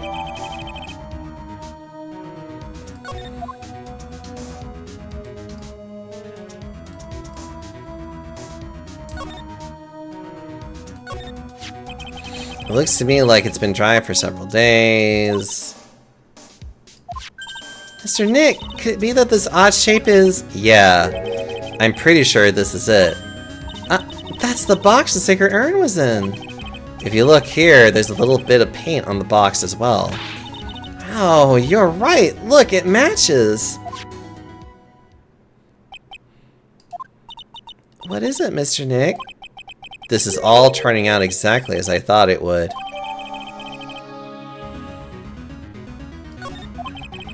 I think it's all starting to become clear.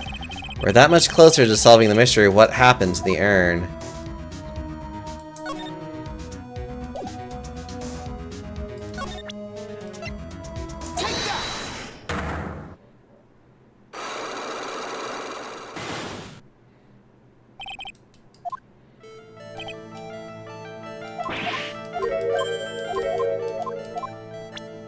Proof that it's a genuine article is the urn itself. Sorry to break it to you, but the urn is the genuine article.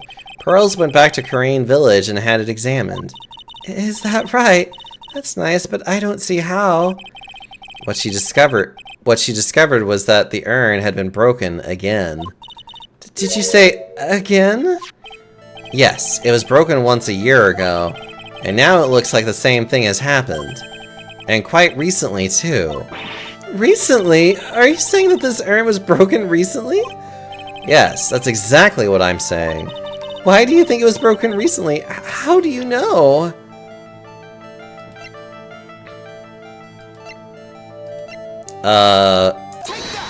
Yes. This poster. It was made recently, right? Yeah, the poster for the exhibit. And the time when this photo was taken, the urn said I am on it. But now, for some mysterious reason, it says Amy. When the urn was fixed, the letters were transposed. I am? What does that even mean? I don't know anything about that. I wasn't even there when the photo for this poster was taken. That was a mistake. Now, tell the truth. For... Even if the urn was broken, I had nothing to do with it. Yes, that's it. It must have been one of the people at the photo shoot. They probably dropped it. I'm sure that's what happened. It looks like she's not going to give up that last Psyche lock so easily. Do you have any proof the urn was broken here at Lordly Taylor?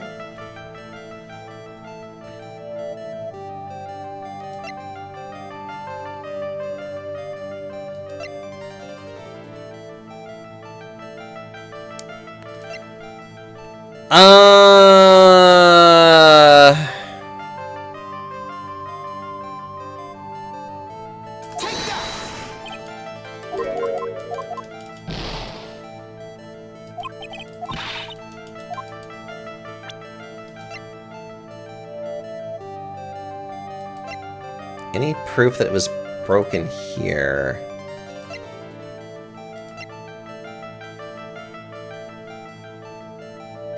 Wait. No.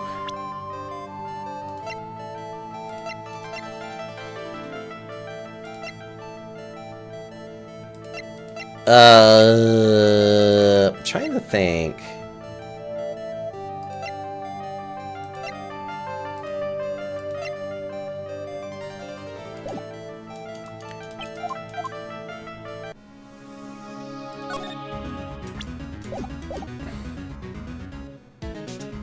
I need to save.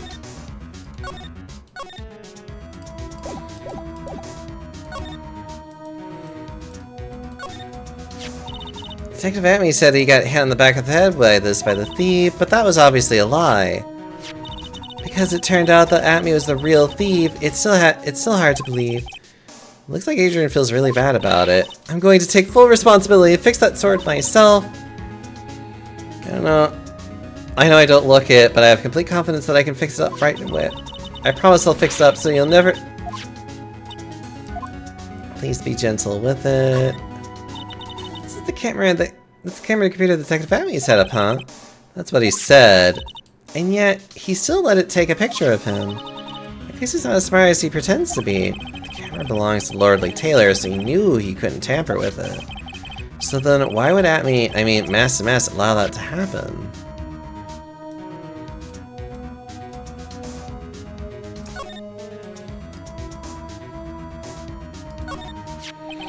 The statue wasn't where it was when we first came here, right?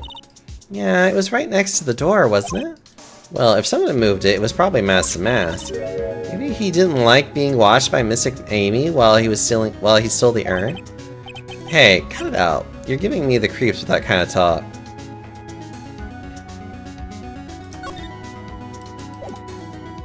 Do I need to present that to you? What a magnificent box. You're not going to throw us off the trail with flattery. I want to know about the paint on this box. Well, I'm sure I don't know anything about that. Some people just have a natural gift for lying. Miss Andrews, about the paint that's all over the wall. Look at that! It looks like paint, alright. Isn't that funny? I had never noticed that before. That has to be the most pathetic acting I've ever seen in my life. I'm beginning to get very frustrated. Uh-oh. I'd better do something to calm them down and fast. It was broken here.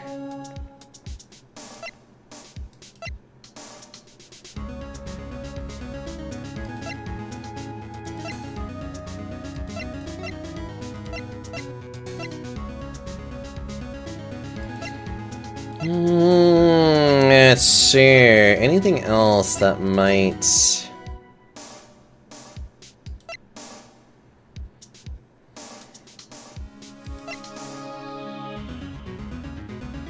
Okay, so how do we know that it wasn't broken elsewhere?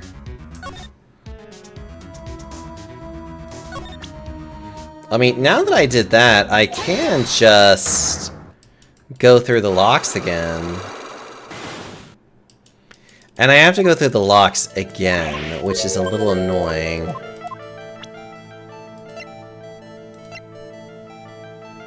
Daxo is fat. Hello.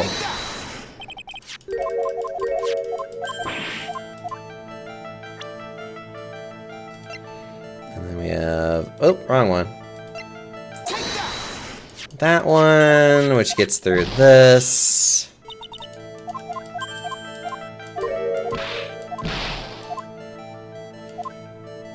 Do you have any proof the urn was broken here?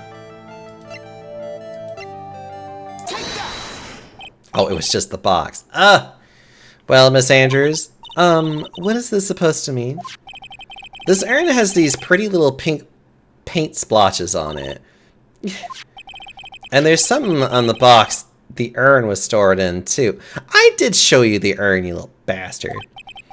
No matter how you look at it, the paint seems to be exactly the same, wouldn't you say?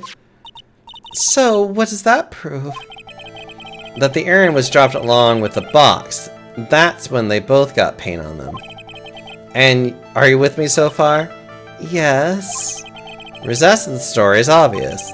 This box was dropped right here at Lordly Taylor's basement warehouse.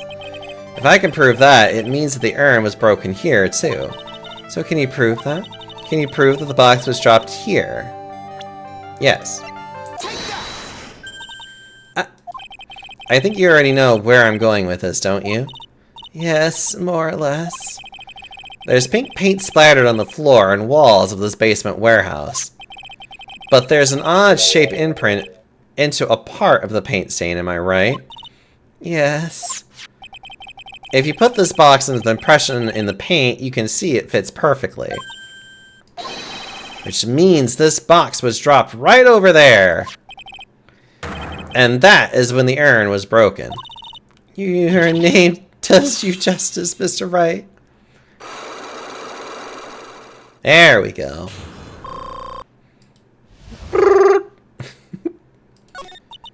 I'm so sorry. I was the one who broke the urn.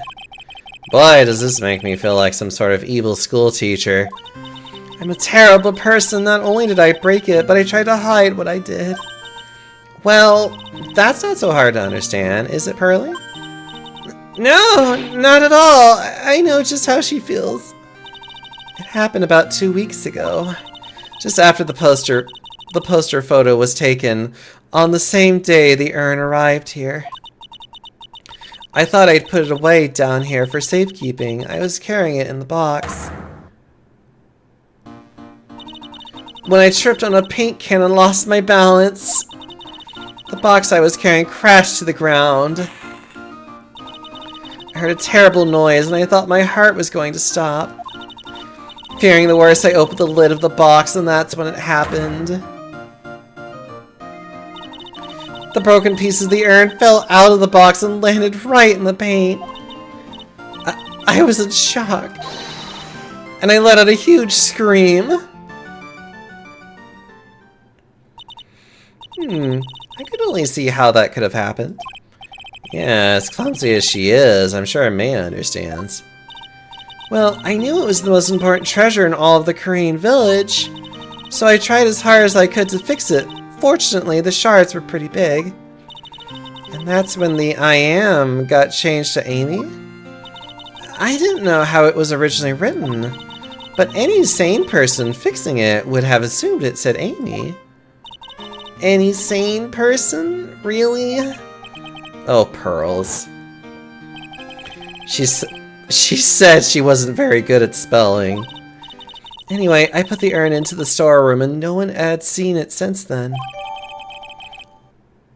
Then replaced in its box, kept out of sight. But there's something I don't get. When we first came here, I didn't see any paint stains. Well, that's because it was so ugly and embarrassing. I used the golden statue to cover it. The Amy Faye statue? Aha! The first time we came down here, it was on the night that the sacred urn was stolen. But Mr. Nick, there were no paint marks on the walls or floor of the warehouse when we were here. Well, there's a good reason for that. On the day of the crime around noon, that golden statue just happened to arrive from the mountain training hall. And I realized that the statue would be the perfect size for covering up the paint stains. That's why I put it where you first saw it. I see. Now it makes perfect sense. But there's still one thing I find strange. What is it, Pearl? The day after the urn was stolen, we came here again. And that time, the statue had been moved and the paint was clearly visible. She's right about that. Well, Miss Andrews... I don't know anything about that. I placed it there to cover the paint, so why would I move it again? Well, then who was it? Who would have done it anyway, and why? On the day before the theft, the statue was definitely closer to the door. Then the next day, it was moved, but why? Carried into the basement warehouse the day of the crime. Moved again that night.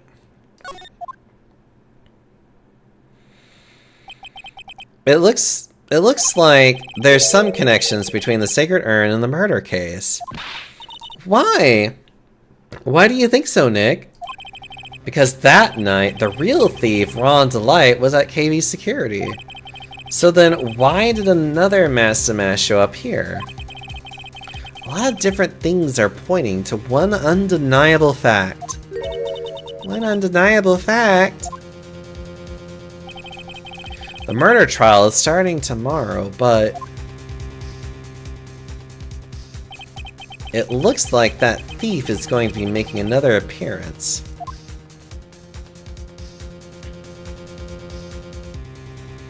To be continued.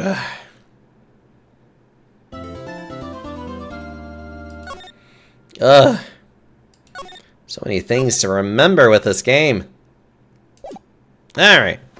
Let's see how far we can get with the trial today, Chatterunos. Hey, Nick. What is it this time? You won't believe how many people are here for the trial. Well, it is a murder case. What are you talking about? They're here for the trial next door. Next door. Oh, that actually becomes very important. Why don't you know this, Nick? They're having Detective Atmy's trial today. Detective Atmy? They say they're going to try him as Master Mask. Already? That was fast. Boy, I'd love to see Master Mask's trial. I know. By the way, where's Pearls? Oh, she went back home. She said she can't neglect her training anymore. I know you don't like me. Pearls has really gotten into her training lately, huh? Yeah, ever since that incident last year. I expect Mia to get captured in like 2 hours. I mean, that's already happened once. It could happen again easily. Please, don't ignore me! Oh, Mr. Delight, good morning. No one likes me. No one would notice me, even if I killed someone. Oh, come on, don't be silly. Wait a second. You don't mean you're the murderer? No, I'm just a poor thief. No, wait, that's not right. A thief can't really be poor. Now let's see, according to Mr. Delight, from his second crime on, he was following a bunch of set plans. Plans that someone had been sending to him to help him commit the heists. Do you really think there's a connection between the thief and the murderer, Nick? It's possible, but today's trial is a race against the clock. How come? Let's just take our time like always. I'm afraid that's not an option.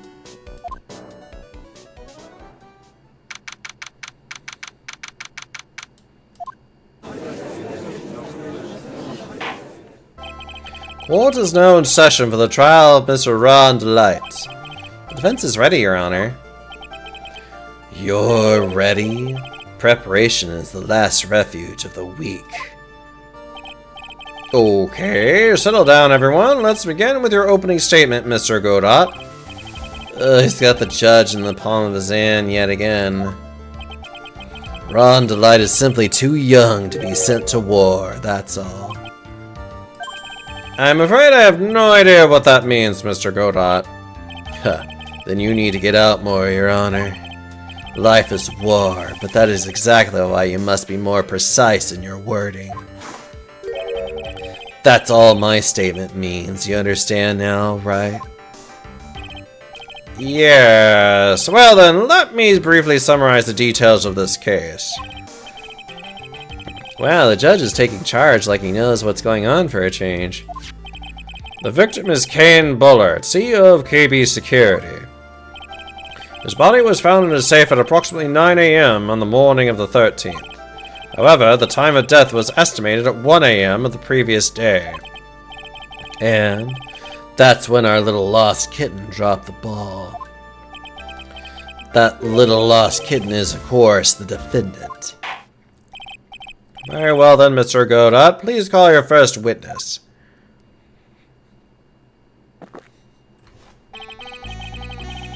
I never drink more than 17 cups of coffee during any given drink. Only 17! But the first one is always the best. Mr. Godot, your witness. Okay then, let's hear what the defendant, Mr. Ron Delight, has to say for himself. The defendant? Well, Mr. Wright, does the defense have any objections? It may be a bit of a disadvantage having the defendant testify, but...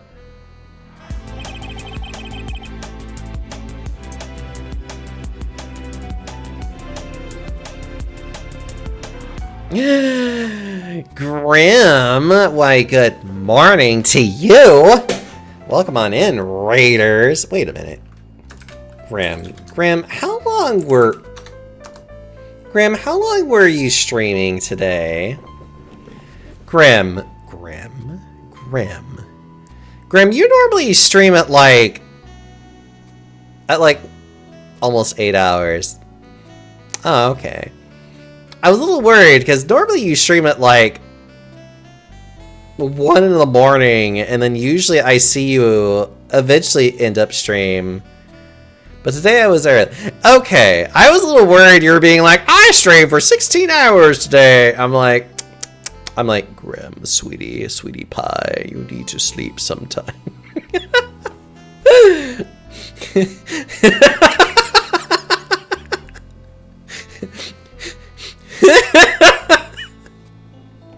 I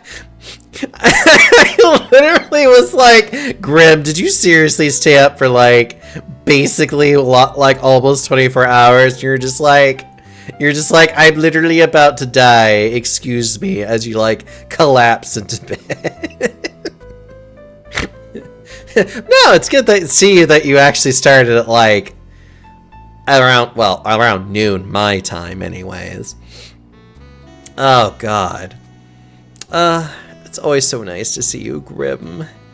Grimmy baby, Grimmy sweetie pie. I was supposed to do some DBD with friends, but I really couldn't bring myself to open the game. I mean, I feel that. Then again, DBD for me is one of those weird games that I have a hard time ever really wanting to play. Because I just can't really grind in that game. I don't have any of the perks. So it's like, I'm such at a disadvantage. And I know I suck. And it's just like, it's one of those things where it's like, God, I don't want to put much time into actually getting better. If I'm being honest. Like, I don't want to actually get better with, I don't know, that's just me. But welcome on in, all Raiders. I'm Daxiomi, if you don't know me. It's a big, large, cuddly panda that likes to be very with, you know. I'm playing through Phoenix Wright. I'm actually going to be playing through not only... I'm actually on the last bit of the trilogy of this game, which is Trials and Tribulations. I'm actually probably going to eventually move on into the next section, like the next 3 games with that one as well, which would be fun to do. I was like, I think I might do better with DBD if I actually could, like, if I could nail you down, Grim, and be like, we should play DBD together. And then I feel like I would have to play only so many games and then just be like, okay, I'm done. I could never stream it, though. That's probably going to be my one rule for myself, is that I can't stream DBD. That could be fun. I mean, you're always fun, Grim. Although, admittedly, now that my sleeping schedule is now just changing to where I'm actually trying to go to bed at at a very oddly normal hour. But then waking up super early in exchange. Which that might work. That actually would probably be nice. I also need to... that's the other thing too. I need to actually get my eating schedule, like, readjusted. Because I'm realizing that, like, I can't really eat after stream very well. I definitely need a snack. Because I'm going to be a bit peckish after stream, but yeah, I agree. We should definitely play some games together. I want to be able to hold your paws and cry and be like, I'm bad at this game. Okay. I'm bad at all the games. Everybody's bad at things. It's fine. Just smooch you. Okay. I got so much of this game to still go through, and I might not even be able to finish this today. I remember when Mia was defending me. She allowed me to testify so she could do the cross-examination. She put a lot of trust in me back then. We have no objections, Your Honor. The defense will allow Mr. Delight to testify. Huh. You've got guts, trite. Alright, then, Mr. Ron Delight, please take the stand. Look at him. You did it, didn't you? Yes! What? Oh, no! Wait, no, that's not true!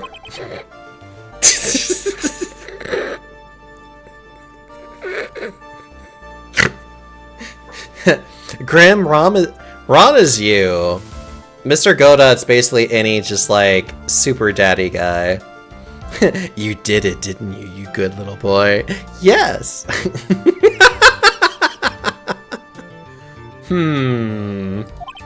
For a moment there, I thought we'd set the record for the shortest trial ever. And this is just me judging you, it's fine.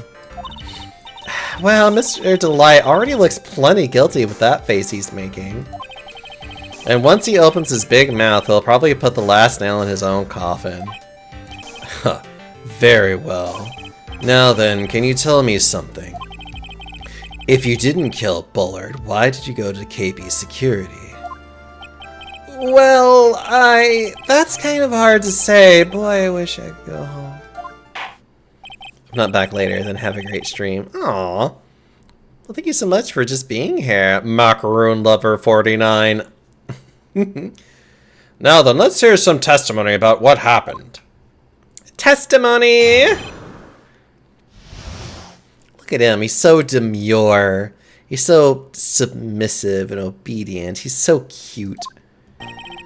That evening, around 1 AM, I went to see Mr. Bullard in his office at KB Security. The blackmail letter I got, it ordered me to go there. I've been working for KB Security until a year ago, so I knew where his office was. 1 AM, the exact time the murder took place. The weak get washed away by the tides of fate. The strong drink it up. Ha! It's bitter today, too. Just like my destiny. You'd never know that from the way he's chugging it down. Mr. Wright, your cross-examination, if you please.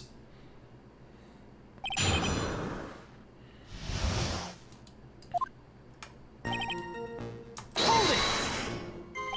1 AM, huh? You're absolutely sure about that? Yes, that's what my watch said when I was entering the CEO's office. No. Actually, I'm not really sure. My watch was slow, and my internal clock was also... 1 AM, that's the exact time the victim, Mr. Bullard, was murdered. No, correct? It's too late for our coffee date, that's for sure. The blackmail letter I got, it ordered me to go there. It ordered you there. It was the first time I'd gotten a blackmail letter that ordered me to go somewhere. Does that mean you've gotten other blackmail letters then? Oh, of course. And they'd say things like, steal this or take that. Why don't we save those for later, Mr. Delight? Please don't say any more. Now, what should I do? So, what did the blackmail letter in question say?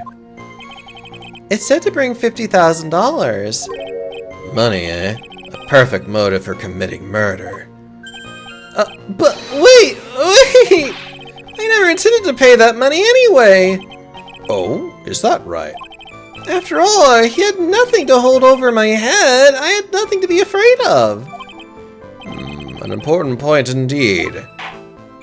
Witness, let's have that address added to your testimony. Yes, sir. Huh. A muddy mud skipper in outer space has a better chance of surviving than I do.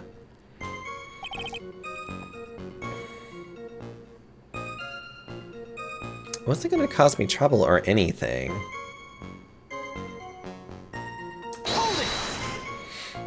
Just what were you being blackmailed about anyway? The blackmail letter said if you don't want your identity revealed, correct? I'm sure it was referring to the whole mask to mask thing. But I wasn't worried. Mr. Bullard didn't have anything on me. He didn't? Anyway, I don't care what anyone says about me. Just as long as Dusty believes in me. So that's why Miss Delight didn't believe he was mask to mask. That's why I knew they were just hollow threats.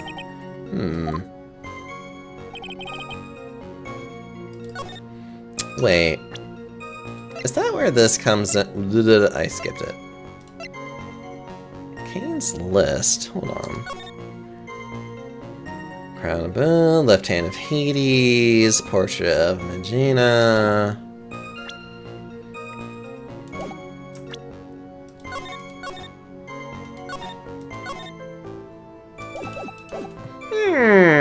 Is this where I need to present? Objection! No, okay. I mean, it's important for some reason. You used to be a security chief for KB Security, right? Yes, that's right. A security chief? You? And yet, a year ago, you were fired without notice. Revenge for an old grudge? A perfect motive for murder, wouldn't you say? This isn't good. Maybe I should change the subject. Why was he fired? Mr. Delight, please tell us why you were fired from your job. Well... The world is filled with those who have said, I wish I had never asked that. Okay, then I take it but... Defendant, please answer the question. Well, I needed money. You needed money? Well, you see, Desi loves to spend it. It's kind of her hobby. Not exactly the best hobby in the world, huh, Nick? I wish spending money was my hobby. My salary wasn't nearly enough, so I stole data from the company. Come again. KB Security has a lot of security info on all sorts of companies. And since I was the security team chief, you stole some data and sold it. Mr. Bullard found out and I was fired immediately. What? I wish I had never asked that. I was somehow able to keep it secret and made it seem like I had quit on my own. What is it, Nick? You don't look so good. Someone who brings harm to their company is fired as punishment. You do well to remember that. He sure told you. So you admit that you stole data from your company, is that correct? Yes, I'm sorry. This is a very important fact. Please add it to your testimony. Oh man, this whole thing just took a big turn for the worse. Crash and blue. I'm gonna take the jaws of life to rip this case from the clutches of disaster.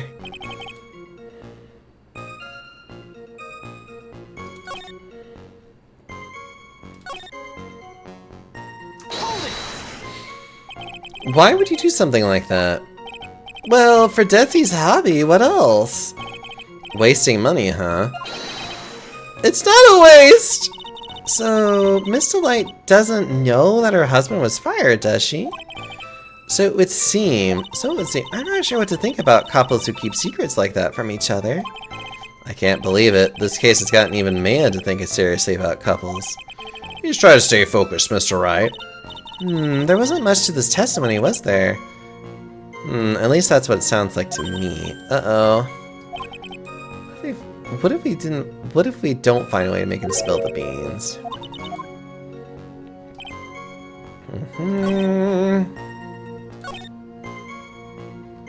It didn't scare me. Let's try this one again.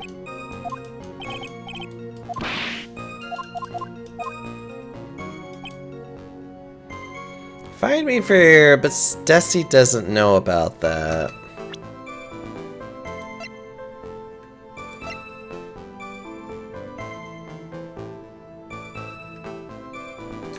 Oh, wait a minute.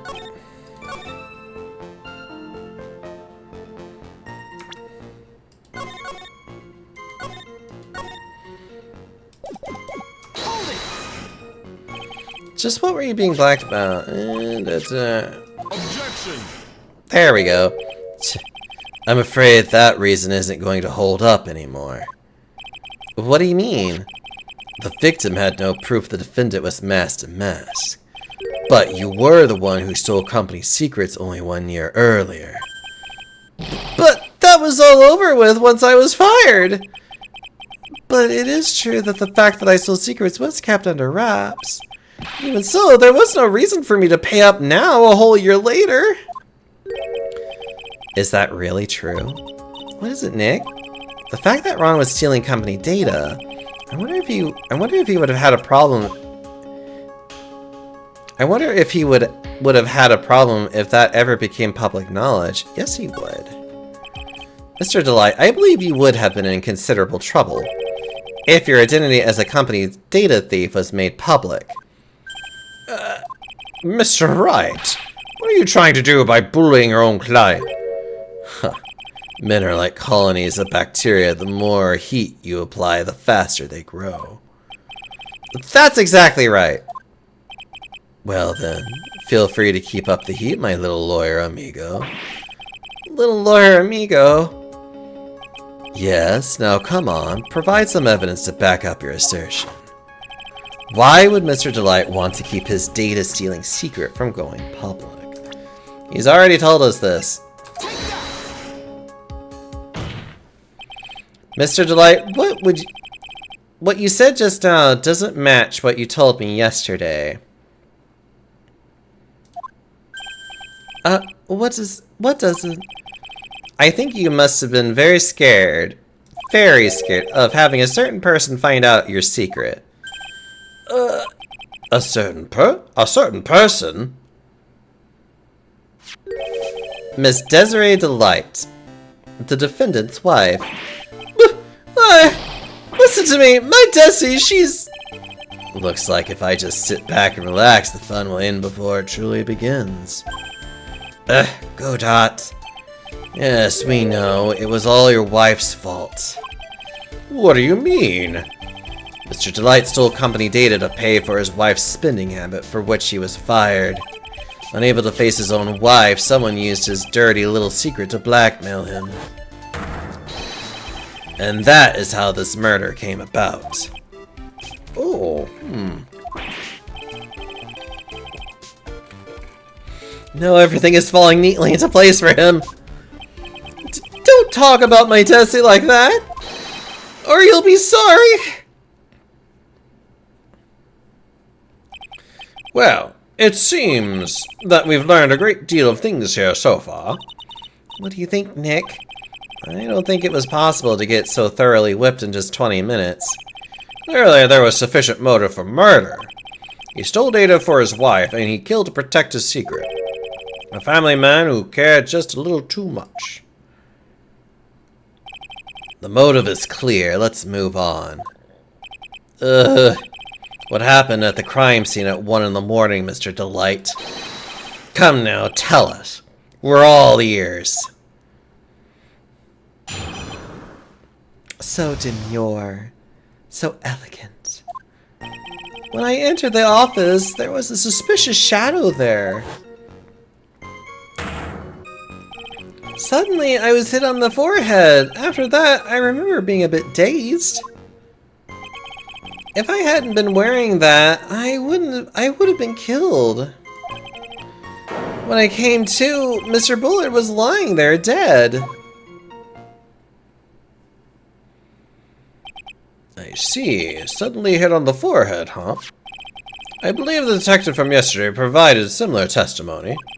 He said that Master Mask struck him on the head from behind. Of course, since Atme turned out to be the culprit himself, that was all a lie. Huh. No one's going to believe a pathetic lie like that. What are you saying? I really was attacked. We'll find out if what you say is true or not during the cross-examination. Got that, Mr. Trite? Don't go easy just because he's your client. If I see any signs that you are, I'll treat you to another cup of my special blend. You don't need to worry about that, Mr. Godot. I have faith in Ron. I know he didn't do it. Just look at him, so demure. Who was the suspicious shadow? If there were 1,000 of me, and if even one knew, I'd tell you, trust me. He's dodging all of our questions. His dodging all of our questions is not helping us win his case. Okay, then, how was the victim Mr. Bullard at that time? What do you mean by how was he? Was he already dead, or was he still alive? Maybe he was the one who hit you in the first place. That's a good question. What do you think, Mr. Wright? Forget it.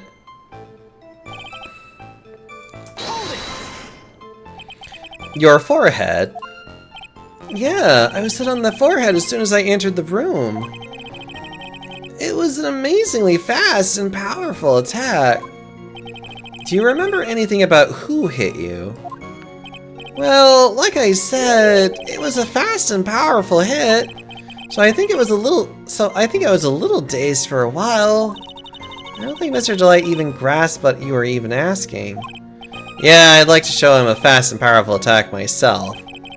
Maybe that would knock some sense back into him. If I've been wearing that, what is that? That? Could you please clarify what you are referring to? Why, my Master Mask costume, of course! Wait just a moment. Master Mask? Huh? Oh, did I forget to mention it before?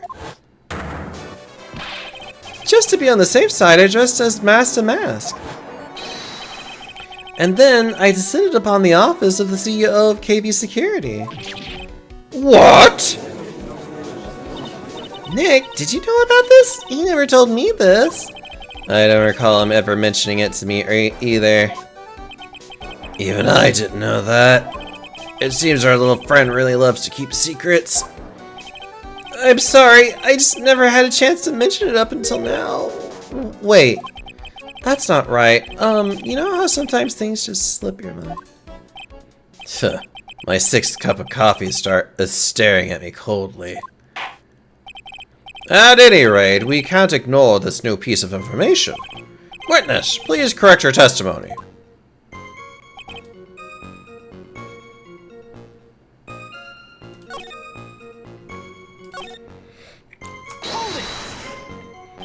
Why were you dressed up as Master Mask?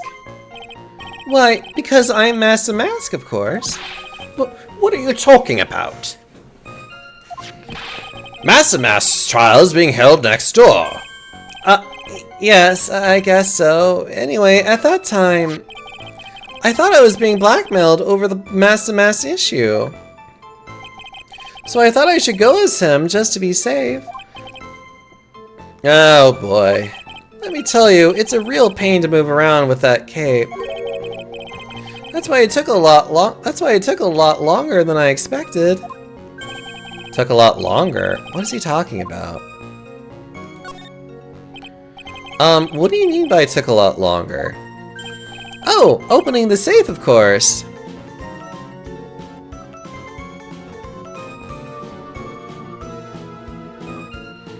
Oh, that's weird. Normally that... Oh, you know what? I think I have to look at it from...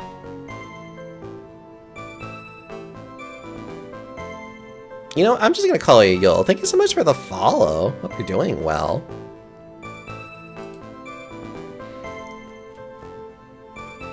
Let's see, what was I doing? Oh, right. My key got caught on the safe door, you see. This all happened when I was hiding Mr. Bullard's body. What was that? Back up a second. Yes? You were the one that hid the body in the safe? Well, yeah. Inconceivable! What? Just why? What reason could you have? What were you thinking? Question. When does someone toss their dirty shorts in the washing machine? Duh, what? The answer is simple. When they take them off. As usual, I have no idea what you're saying. Do you mean that Mr. Delight hid the body because he is the murderer? So you're not as stupid as you look. This metaphor this time was really obscure. Mr. Wright, you don't mean that you knew about this whole safe business, do you? Well, yes. Why am I the only one not in the loop here? Witness, make sure you add this to the testimony. Yes, sir. Uh-oh, looks like a storm in his front is moving in over the fair weather judge. I panicked and hid the body in the safe. It took about 10 minutes.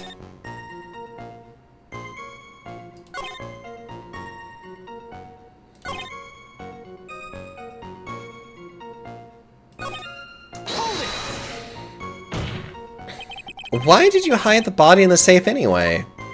Well, because it wouldn't fit in a drawer. That's not exactly what I meant. When I saw that corpse, I kind of lost it. I thought, if they find his corpse, they'll think I did it. I think you had a simpler reason than that. It's because you killed him. That's why you spent 10 minutes hiding the body. That certainly makes more sense. Hold on. 10 minutes? What is it, Nick? I just had a thought. Under those circumstances, would you normally try to hide the body? It's been 10 whole minutes to do it? Under those circumstances? What circumstances? Oh! Hey, Nick, if you think his behavior was so strange, why don't you present some evidence that would show just what those circumstances were? That's it! I'll take a look at the court record and present some evidence.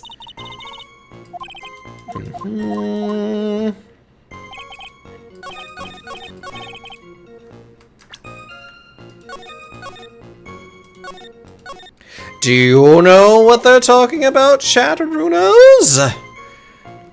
Now, this is one of those ones where that's like you were given a very specific piece of information that they never really seem to expand more on. Until you finally,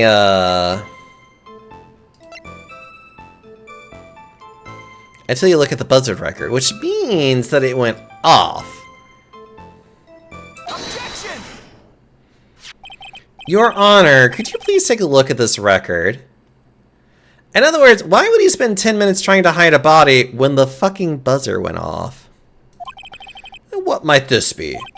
The record for the emergency buzzer that connects the CEO office to security.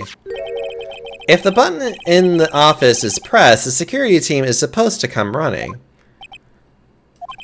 And according to this record, the buzzer was pushed once at 1:02 a.m.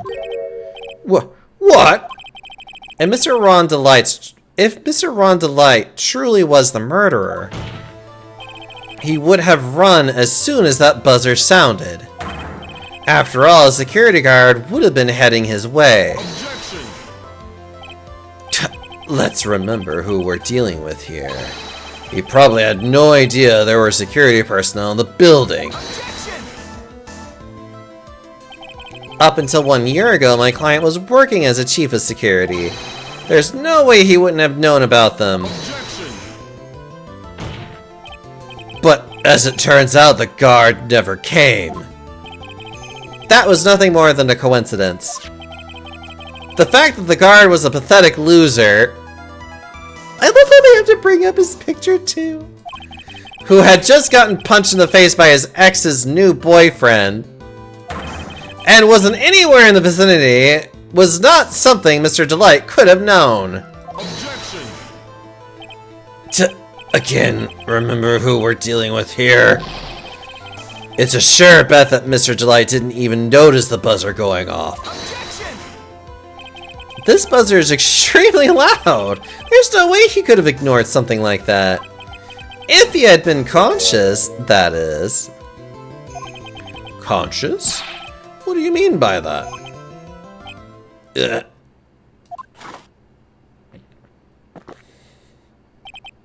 Fine. Let's hear your theory. Recall the defendant's testimony. The moment he entered the victim's office, someone attacked him. Mr. Delight said he felt dazed. I'm willing to wager that he was knocked unconscious for at least a few minutes. Unconscious? So he fainted. That's why Mr. Delight didn't know that the buzzer had sounded. And that's why he thought he had time to hide the body. So what are you trying to say? Mr. Delight was knocked out, and the buzzer went off soon afterwards. Now, unless my client was able to hit the buzzer while he was unconscious, it can only mean that there was another person in that room. That's right, whoever it was, they knocked out Ron Delight and then pressed the buzzer. Order in the court. Mr. Wright, this is preposterous. It was this kid. Ron Delight is the one who killed Kane Bullard. Then who pressed the buzzer? It was the victim, of course. He pressed the buzzer when the defendant was attacked. He didn't die right away. He must have held on long enough to push that button. So Kane Bullard sounded the buzzer himself. I believe the autopsy report from blunt trauma to the head. Yeah. What is your opinion on this, Mr. Wright? I need to prove that the real criminal was there at the scene, but how?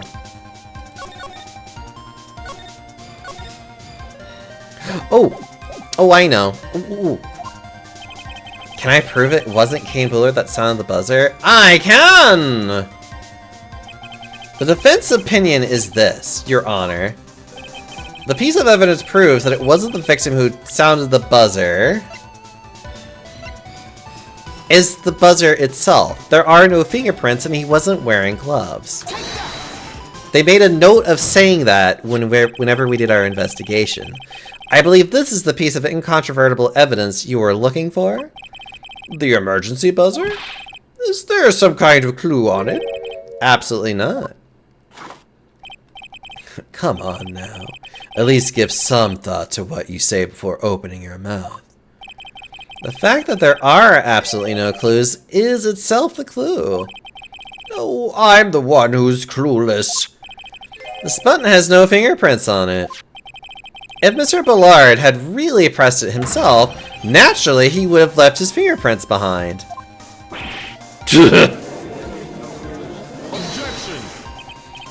Ron Delight obviously wiped them off. Why would he? A guard could have come in at any moment. He touched that button. I know he did. The defendant, Mr. Delight, was dressed as Mask to Mask. And Mask to Mask always wears gloves. What reason could he possibly have had to wipe the button free of fingerprints?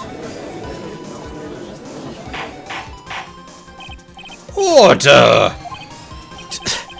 It would seem. I've been forced to eat crow. I wonder what blend number crow flavored coffee. However, if the real killer was there at the scene, why would that person press the emergency buzzer? Shouldn't they have run away without putting themselves in extra danger?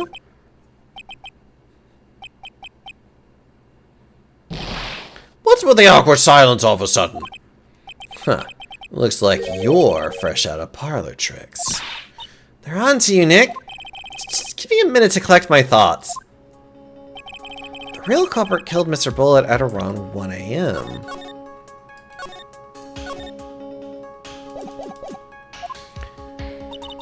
And Mr. Delight just happened to waltz in when the murderer was taking place, right?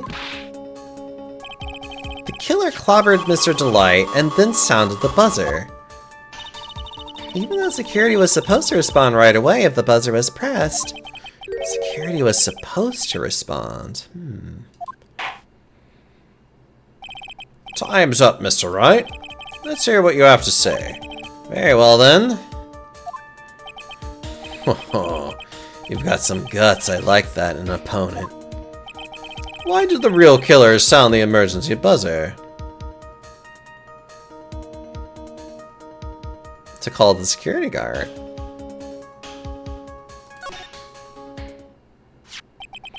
The killer knew that if they pressed that button, a guard would come running.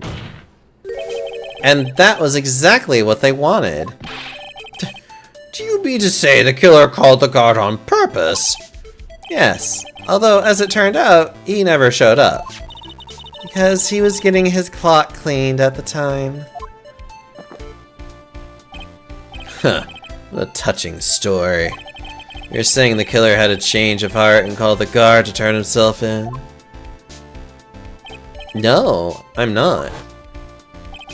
When the buzzer sounded, there were 3 people in that office. The victim, Kane Ballard, who was already dead. The defendant, Ron Delight, who was out cold. And the third person, the real killer. Hypothetically, yes. Now then, in this situation, if the real killer made an escape, what would happen? The only ones left in the room would be the victim and Ron Delight. And if any security guard came running in at that time, they would think that I was the murderer. Yes, that was precisely the real killer's objective. To frame Ron Delight for the murder.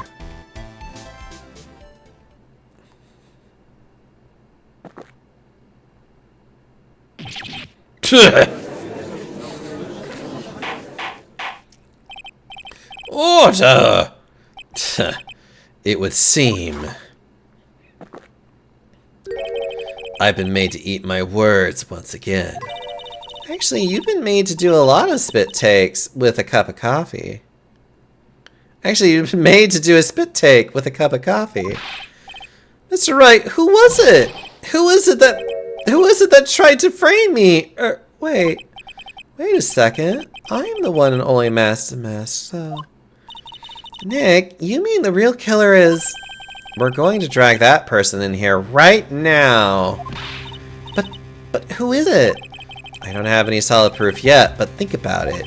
The killer knew Mr. Delight's identity, and they also knew that he had been called to the KB security that night. So the killer used him to execute a well-crafted plan to murder Kane Ballard.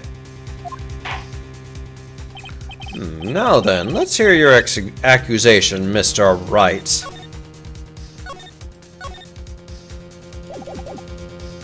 Who was it that framed Mr. Ron Delight for the murder of Kane Ballard? Why, look at me, of course. Detective, look at me. He's the only one who could have done it. Ace Detective, look at me. You mean Master Mask did it? Your Honor, the person being tried in the court next to us is not Master Mask at all. He is, in actuality, the true murderer of Kane Ballard. Order! Mr. Wright, explain yourself! Theft and murder, which is the more serious crime? They're not even close. Murder is the more serious crime, of course. It's a capital crime subject to a capital punishment. Please remember the trial from yesterday, if you would. When Look At Me confessed, there was a huge commotion in the courtroom. Of course, a famous detective was unmasked as well, masked to mask. Instead of being convicted of murder, he was found guilty of grand larceny. That was his true objective all along. To be found guilty? Masked to Mask had the perfect alibi for when the murder took place. He was stealing the urn at Lordly Taylor. In other words, being found guilty as Masked to Mask was Look At Me's airtight, watertight, and unassailable alibi. A guilty verdict as an alibi?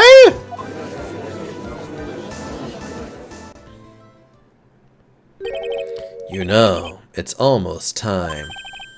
For what? For Look At Me's verdict. It was a pretty simple trial, after all.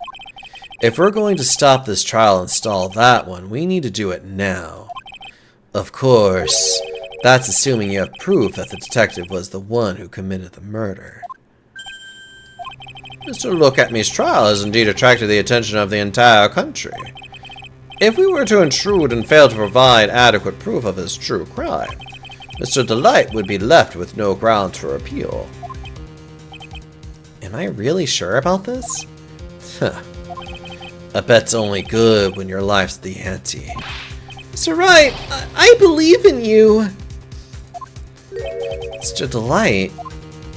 So, please, I'm begging you. Thanks, but my decision to determine the rest of your life. Can I really risk your life like this? Phoenix. What was that? Don't stray, Phoenix. For your client, take the path of trust. That voice. It sounds like... Mia. Your Honor, the defense requests an immediate recess. So that's your answer, huh? Very well, I've decided as well. The court will now take a 20-minute recess. Mr. Wright, when we return, please summon Mr. Look At Me to the stand. Hello, Corporal. It's so good to see you. I'd be excited to see you in just a little bit, and like next week. Yes, Your Honor. October 14th, 11:58 a.m., District Court, Courtroom number 5.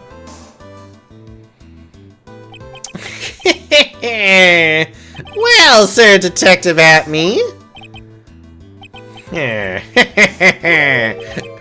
have to say, Mr. Payne, you performed splendidly.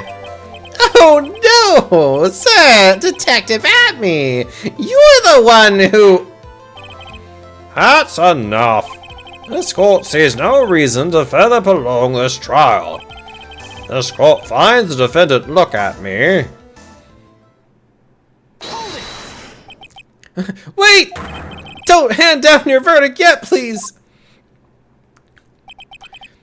Well, well, Sir Lawyer, welcome to my courtroom. Who's this hoser? My name is Phoenix Wright, attorney at law, and I wish to file an accusation against this man. Look at me! Accusation? You accuse Masked to Mask? That man is not Masked to Mask. He's just a ruthless murderer. What?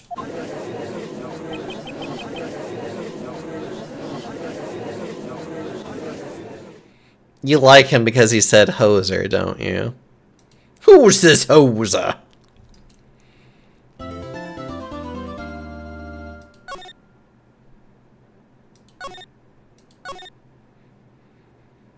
Actually, we might be able to finish this tonight. With maybe time to spare. My sis, I could have sworn I heard Mia's voice. So then, she's still alive inside your heart. Nicky boy! Oh, Miss Delight. Is it true that Detective is really the killer? To be honest, we don't have any definitive proof. But he's the only one who could have done it. But wasn't he at Lord Taylor that night? Not to mention, we don't exactly know his motive. I mean, why would Detective Atme want to kill Kane Bullard? Oops, it's almost time. Better get back to the courtroom. I need to find solid proof. It's gotta happen sooner than later.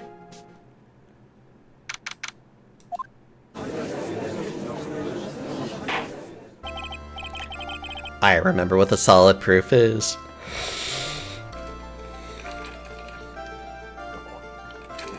I know what it is. I know what it's about. It's gonna be a critical junction towards the end of this cross-examination, and we're gonna be like, aha! And we'll get to that moment. I think. I hope. Now then, this court is back in session. Mr. Look at Me, please take the stand. Well, well, how do you do, Sir Lawyer? I never would have thought to see you acting so recklessly. I couldn't let them hand down your verdict just yet. Not when it would have given you the perfect alibi. An alibi by the name of Master Mask. I'm sorry, I'm afraid even the great Look at Me has no idea what you mean. Of course, I had been in the next courtroom ever since 10 o'clock this morning. I'm afraid there's no way I could know what's been going on in here. This is an important statement to remember. You've been in the defendant's seat all day long, correct? Being tried as Master Mask. Indeed, it's truly child's play to fool the ignorant masses. Not only did the poor fools ask me to protect their valuables, they even gave me a generous reward upon returning their own property to them.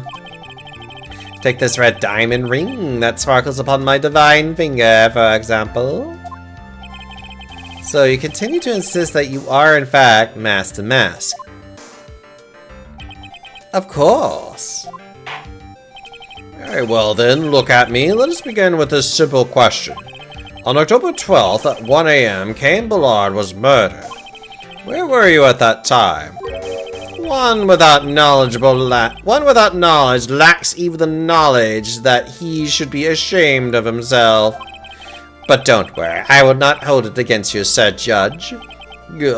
Thanks. Alright, Mr. Atme, the night of the murder, speak. We're all ears. As you wish, Sir Prosecutor.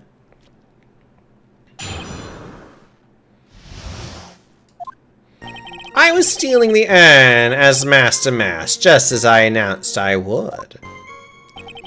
I had more than enough time to prepare. It was a pathetically easy job.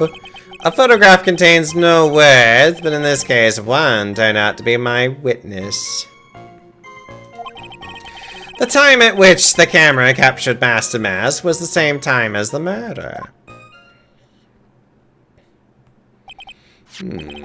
It seems the main point of discussion will be this photo of the crime scene. Everything else up until now is all part of his plan. There has to be a secret to this picture as well. Even the great Master Mask cannot be in two places at once.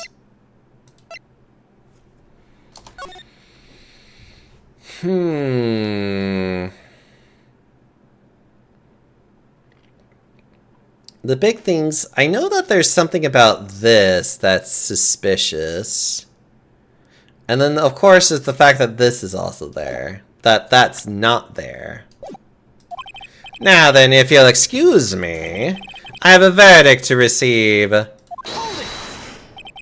Unfortunately, Mr. Atme, we still have to do your cross-examination. A fool is too foolish to know that he is a fool. I think he's trying to say that you're full of it, Nick. The only thing that's full of it is his alibi.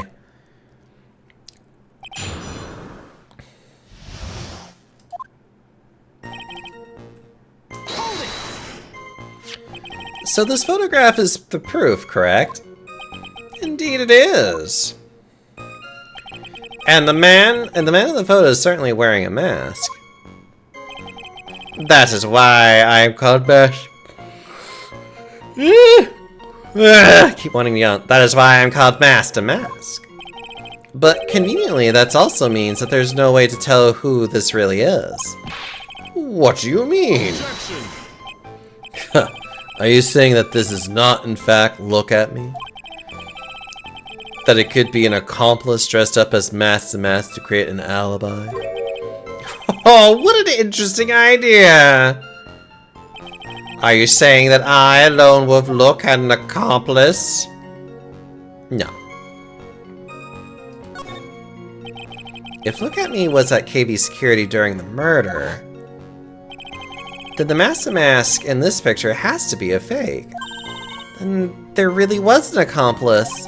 But right now, I have no idea who it was. I don't have any idea right now either. Baseless objections are just what give the guy... Baseless objections are just what that guy wants. There's got to be another way, and I'm going to find it.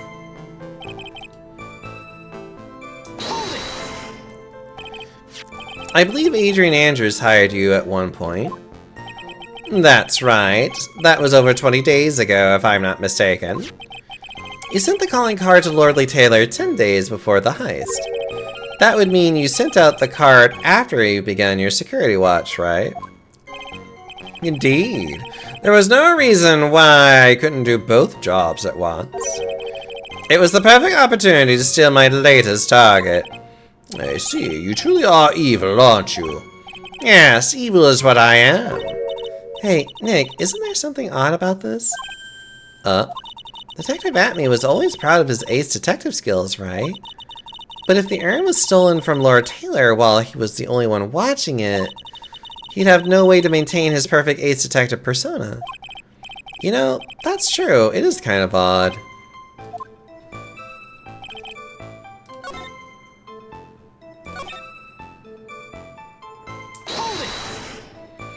So by photograph, you mean this piece of evidence here. Is that correct? Indeed it is. That is it. The very thing that proves I committed the crime. The very thing that proves you committed the crime. When you think about it, it's really odd. You say that almost as if you had this picture taken on purpose. Objection! He was simply caught by the very camera that he had set up. We all have days like that. Indeed, it turned out that there was no such thing as the perfect crime after all. Life is truly an ironic thing, a sad blue melody. Looks like I'd better gather more information for now. If he's truly the killer, there's got to be something phony in the photo.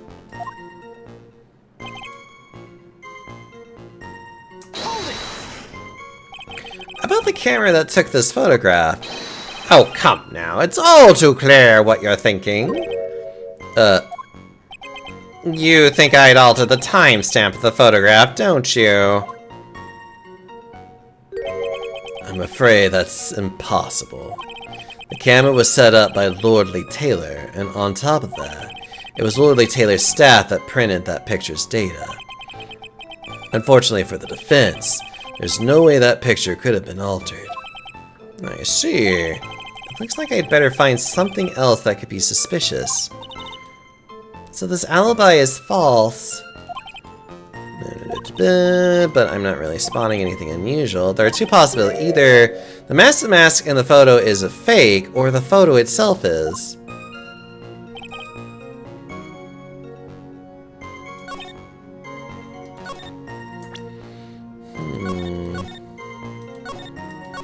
Who was the accomplice?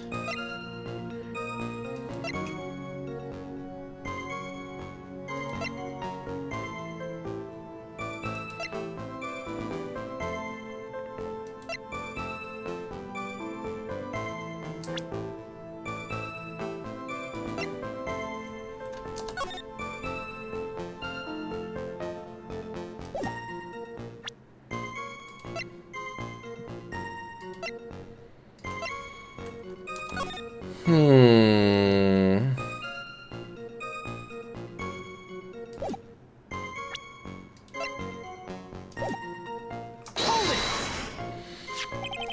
if that is correct, indeed it is.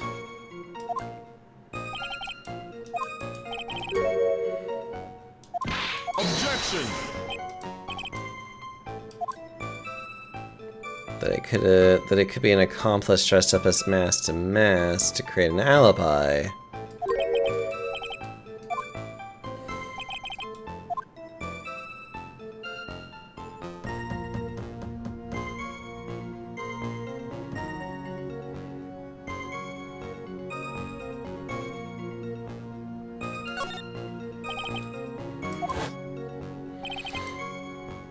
Has to be a fake. Then there really was an accomplice, but right now I have no idea who it was. Also, hi, Free.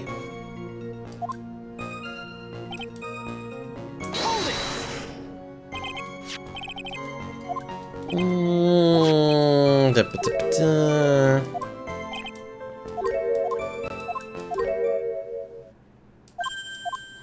I mean, he was always proud to be his ace detective skills, right? But if the errand was stolen away, that is odd.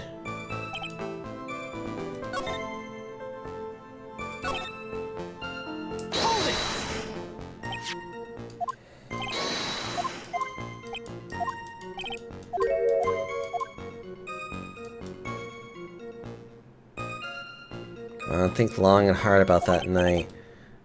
This picture that supposedly captures it, it's got to be here. Isn't there something funny about this picture? You bet there is.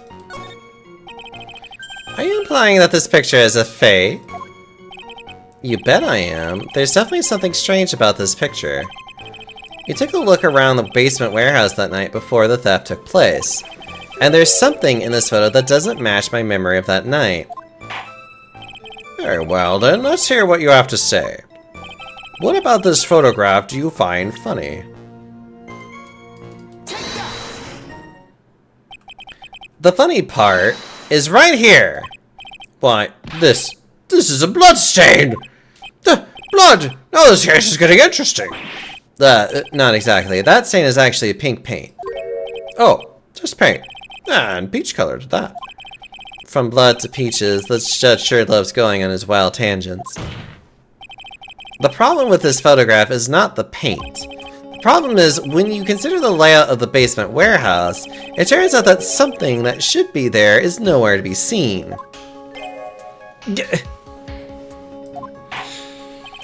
Well, Mr. Wright, what is supposed to be in this picture instead of the paint stains? The supervisor of the treasure exhibit stated the following. Well, there's a good reason for that. On the day of the crime, around noon, that golden statue just happened to arrive from the mountain training hall. I realized that the statue would be the perfect size for covering up the paint stains. That's why I put it where you first saw it. I myself was there the night the theft took place and saw the statue in that spot. If this picture was truly taken on that night, then that statue should have been there. Objection! But when I went there the day after the theft, that statue of the old bag was sitting in the corner. Perhaps it was somehow pushed there accidentally. Your Honor, the statue is slightly larger than yourself and quite heavy. It would take more than an accidental push to move it that distance. Huh. In that case, can you prove it?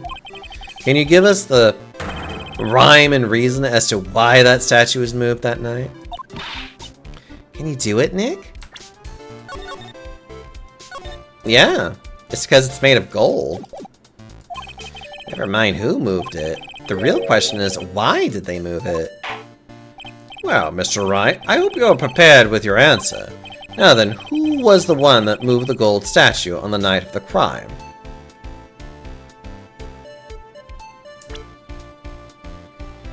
Why, it was Look at Me, of course.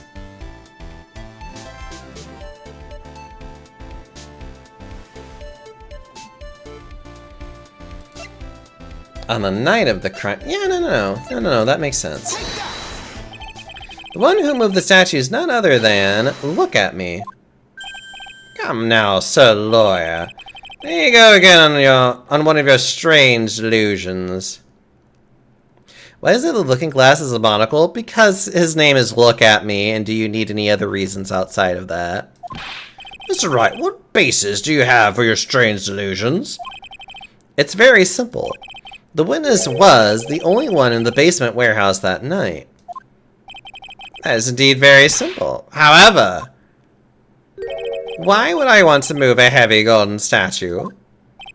The reason for moving the golden statue, here's where our battle really begins. Well, Mr. Wright, what reason did the witness have to move the statue?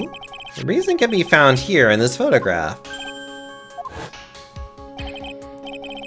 Look at me, you pretended to be Master Mask to create an alibi by showing you where at Lord Taylor that night. But this photograph contains a single fatal flaw. If the statue had been there, your lie would be exposed like cheap film at a drugstore. That is why you had to move the statue. A single fatal flaw? Interesting theory. Please enlighten us. Just where in this picture does this lie exist?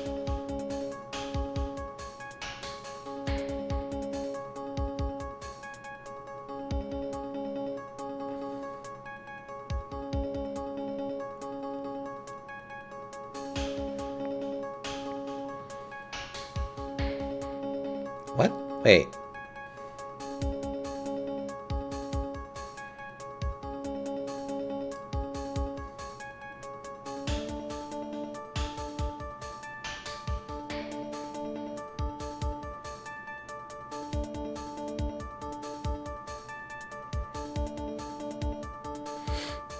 I found the lie.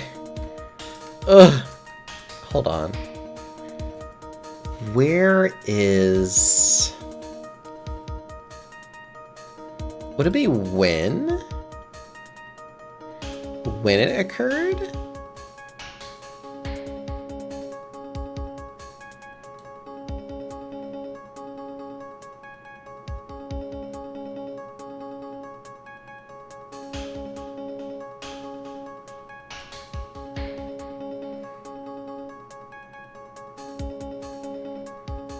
Is it because there isn't paint on the box?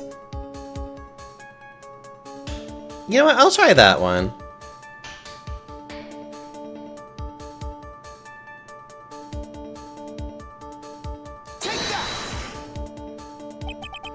The lie is Master Mask. Are you saying that this Master Mask is a fake? Huh.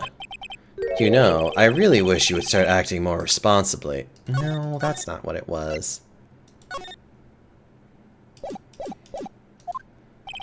Huh? The current question is, why was the golden statue moved? So what possible connection could there be with Master Mask's identity? Oh, buggers. Your face of "oh, buggers" is written all over you. That's a penalty for you! Just where in this picture does this lie exist? Is it the timestamp? Naturally, Elias's photo is the timestamp. What do you mean? I knew it. I'll tell you exactly what I mean. On the night in question, Look at Me went to KB Security and murdered Kane Bullard. Therefore, it's obvious. It would have been impossible for him to have been at Lordly Taylor at this time.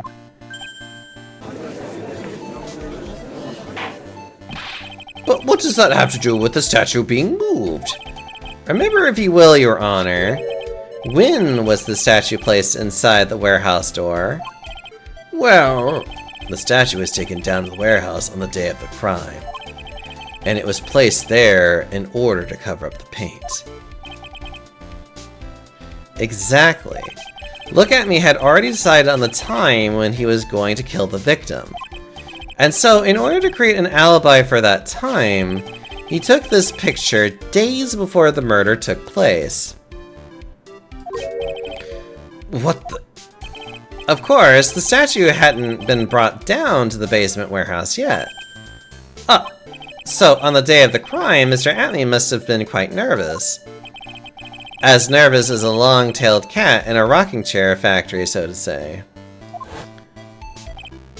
Why? Because something that wasn't supposed to be there had been brought down and placed where it wasn't supposed to be. And that is why Look at Me had to move the statue on the night of the murder. He did it to make the room match with the way it had been in this photo. Gah! Order! Mr. Atney, is this true? One moment, Your Honor. Have you forgotten this? What's that?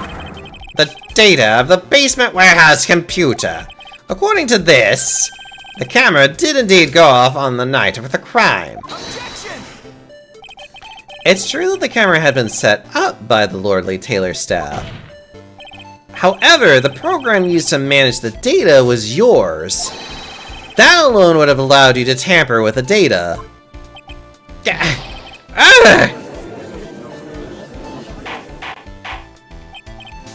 Order! Mr. Godot, what is the meaning of this?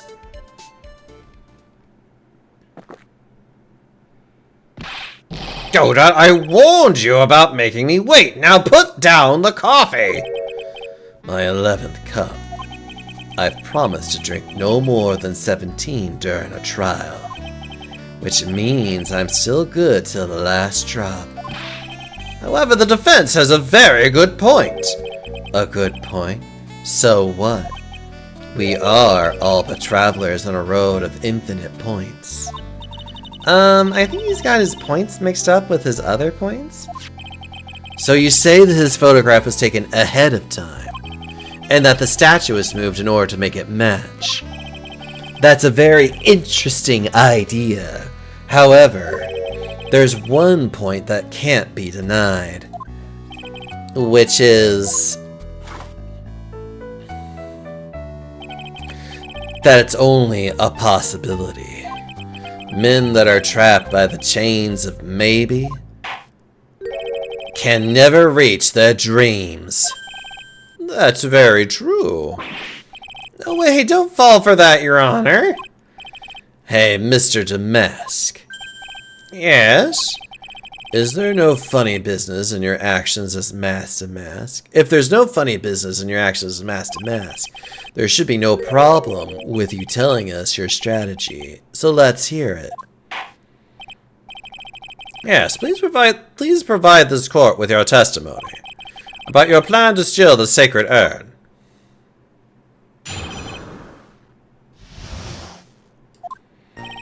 I first received the request from Lordly Taylor about 20 days ago. The urn was placed in a box on Xavier. It was then sent to the warehouse. Hence, I was actually unable to see the urn for myself until the day of the crime.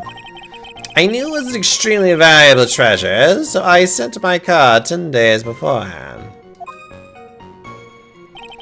And then handled security by myself to ensure that my crime would go smoothly. At last, I held the urn in my hands for the first time at 1 AM on October 12th. That's pretty much all the stuff we've heard before, isn't it? Yeah, but we will find the truth hidden in the nuggets of new information he gave. Witness, you sure there are no mistakes this time? Xavier! Very well then, Mr. Wright, you may begin your cross-examination.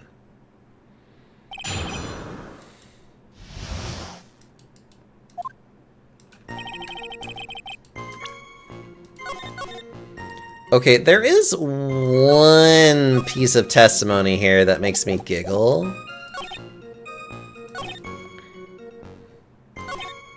And it was extremely valuable treasure.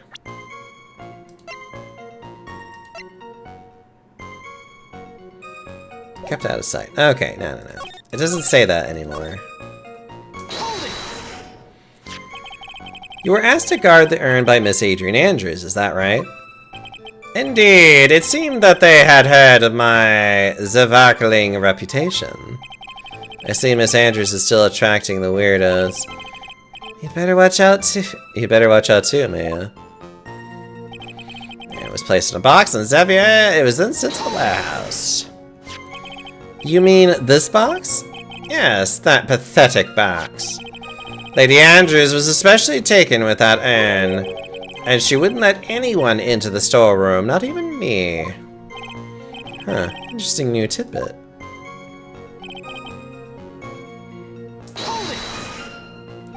So, you're sure that you had never seen the urn before? Indeed, you may ask Lady Andrews to confirm for yourself. My security was focused entirely on the entrance of the warehouse. However, look at me, let no information whatsoever slip through my fingers.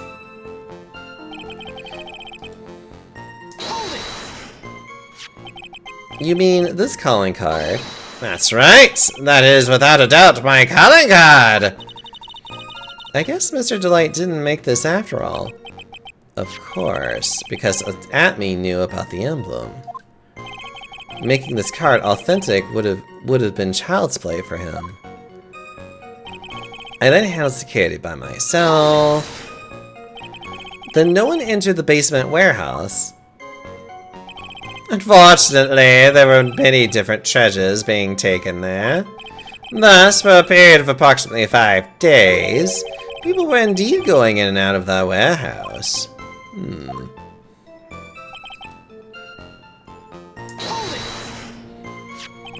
And this is the photo that proves that, huh? Indeed, to be honest, even if a photo was taken, I didn't think it would matter terribly much. Hey Nick, if this photo is a fake, Detective Atme might have stolen the urn whenever this was taken. That's true. You know, he's been saying that he never saw the urn until that night. If we can prove that he's lying, then we can wrap this up and take a good hard look at the court record.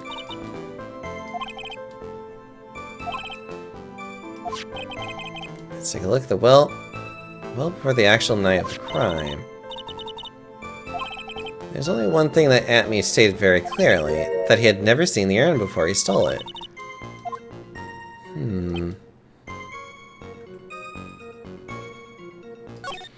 Urn was placed in a box. Hence I was actually unable to see it until the day of the crime. I knew it was extremely valuable. I then handled security. At last, I held the urn in my hands. For the first time at 1 AM. What am I missing then?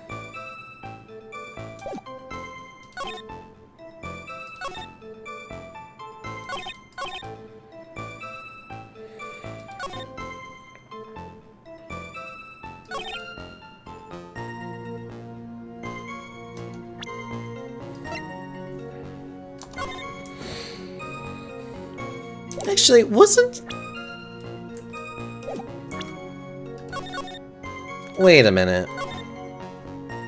Wasn't he there for the photo shoot?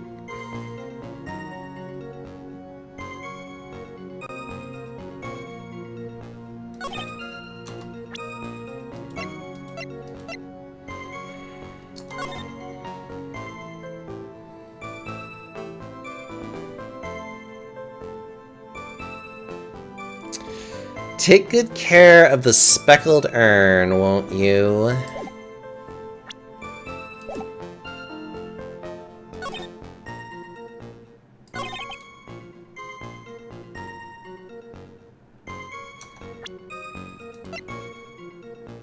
Objection! You know, I've never actually read the calling card. How did he know it was speckled? Mr. Atme, if you really are mask to mask, then you also wrote this calling card, correct? But of course.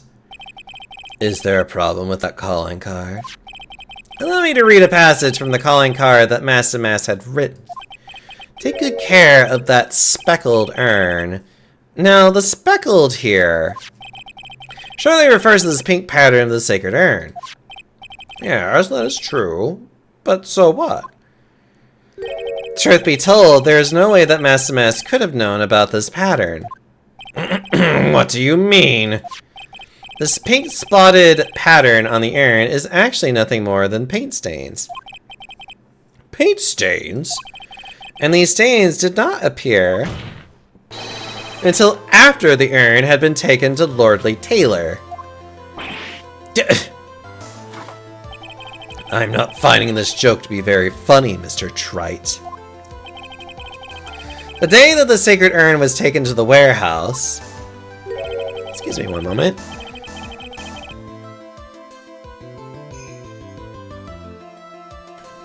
Excuse me. Oh, hold on. Ah, yes. I cannot respond to that until later.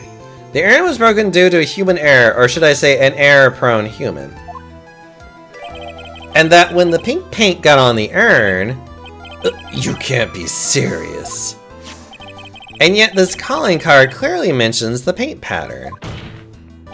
Which means Detective Atme had seen this urn long before the crime ever took place. In fact, he saw it when this fake photo was taken. And because this photo is a fake, your alibi for the night of the murder no longer holds water.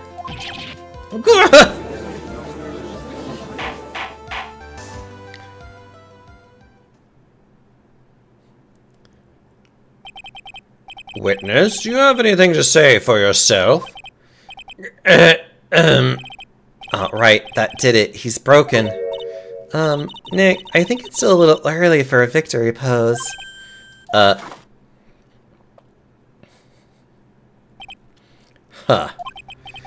It's so sad. No one has any conviction these days.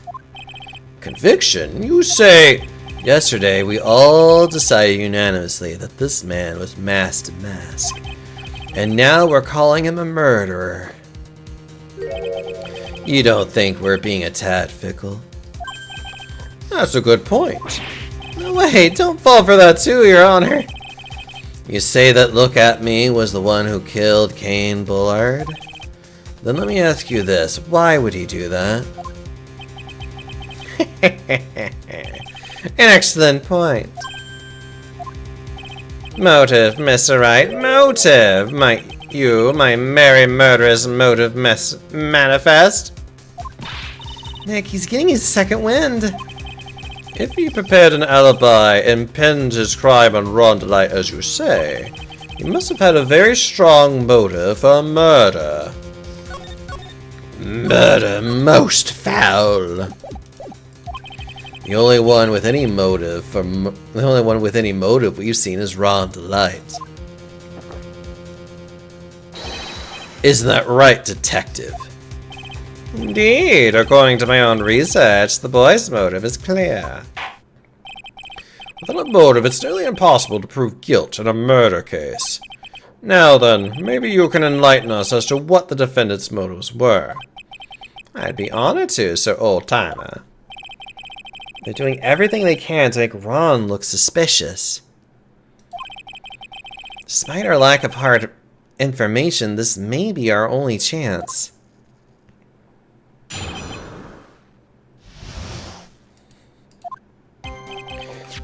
Look At Me had no points of contact with the victim whatsoever.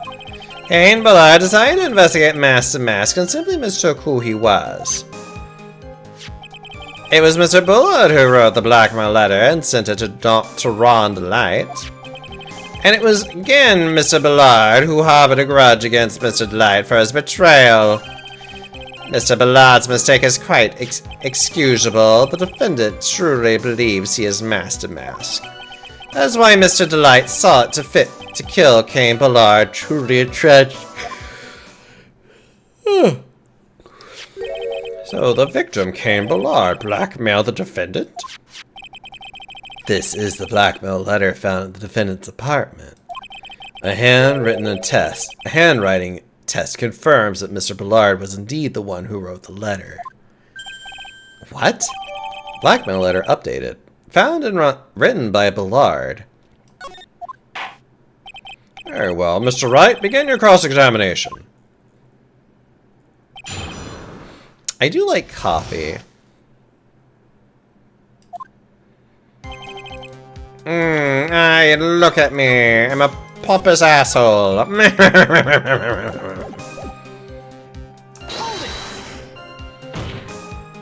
And who in the world is going to prove that? I will.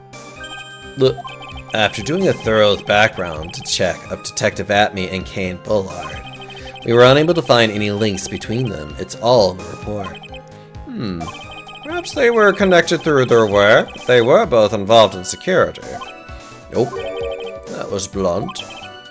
In any case, the only one with a motive was Mr. Delight. Kane Bullard decided to investigate. Mistook. That's right, mistook. From the Old Norse mista, mistaka, meaning to take an air. That wasn't what I meant. Just who did the victim mistake Master Mass to be? Why, the answer is obvious. Ron Delight, of course. Boy, I'd like to wipe that smug look off the guy's face. Why would the victim mistake the defendant for Master Mask? Don't you already know that? Xavier, look! Take a look at this newspaper. Oh, that's the famous Tear of Iman, a magnificent jewel. That photo shows a magnificent detective as well, does it not? Furthermore, it also shows an ugly guard, namely the defendant. The defendant? The victim clearly misread this article, and Xavier! You got the wrong impression. The impression that this ugly security guard was in fact Master Mask. I see. That was an unusually reasonable deduction.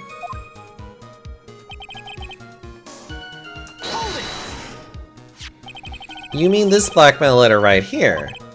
It says bring $50,000. And the handwriting is without a doubt the victim's. There's no mistake. We have an official report to prove it. But I don't see an address on this anywhere. I don't see an address on this letter anywhere. An address, eh? This letter was discovered in Ron Delight's apartment. And Mr. Delight did show up at the designated place in time. The fact that there is no address is irrelevant. I wonder... What's up, Nick? I just had a thought. What if that blackmail letter wasn't meant for Mr. Delight? Whoa, do you have any evidence of that? For some reason, I just can't shake the feeling that there's something not quite right about this blackmail letter. Well, everyone, are you quite satisfied?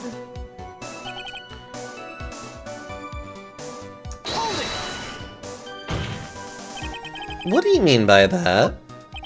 Oh my, I was certain you were already aware. Xavier! KB Security has a lot of security info on all sorts of complaints, on all sorts of companies. And since I was the security team chief, I stole data from the company. Kane Bullard had yet to forgive young Mr. Delight, which is why he sent him that letter upon mistakenly believing he was the thief. Here's a file that we discovered in Mr. Bullard's office. Evidence that Mr. Bullard had received money through blackmail.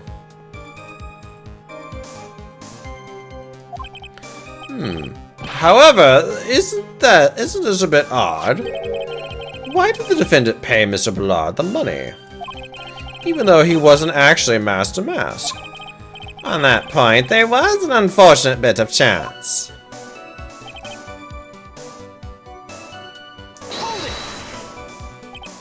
Do you really think that story is going to hold up? That assertion is not merely my own, I'm afraid. What do you mean? I have here a memo from Ron Delight's wife, Desiree Delight.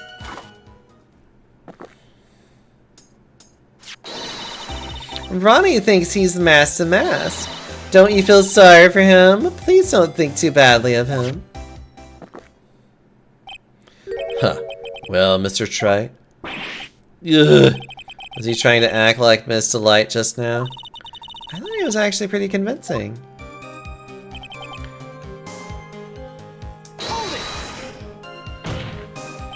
No, that's just your imagination talking. Come now, Sir Lawyer. I'm afraid imagination isn't the right word for it. This is a deduction, the result of carefully applied reasoning. We are that carefully reasoning for ourselves. It's a long story and better save for another time. Very well, another time. Those so-called long stories aren't usually all that long. At least not in my experience. So you're going to try to connect Detective Atme to Mr. Bullard, right?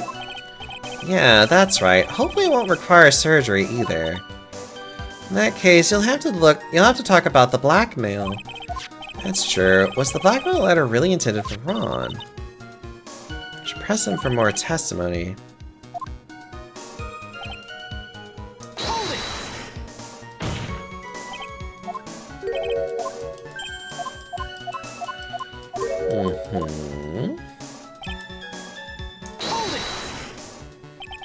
Mistook.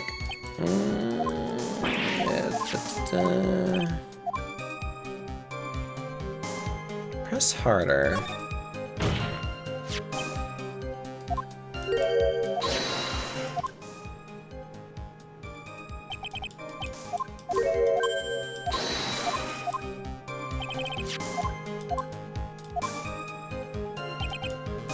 What if I don't press right there?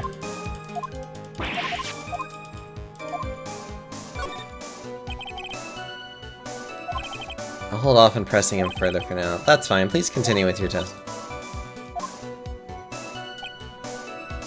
Okay.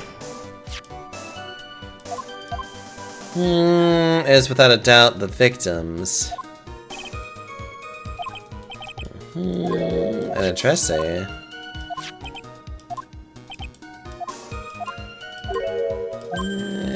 Any evidence? For some reason, I just can't shake the feeling.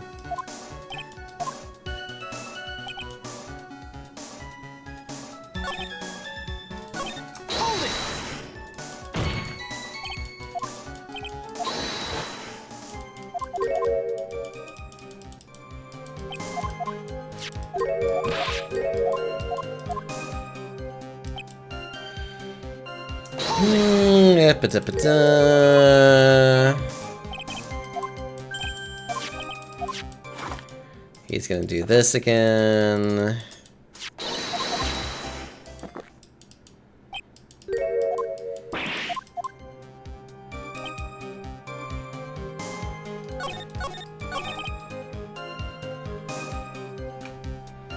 And sends it to Ron Delight.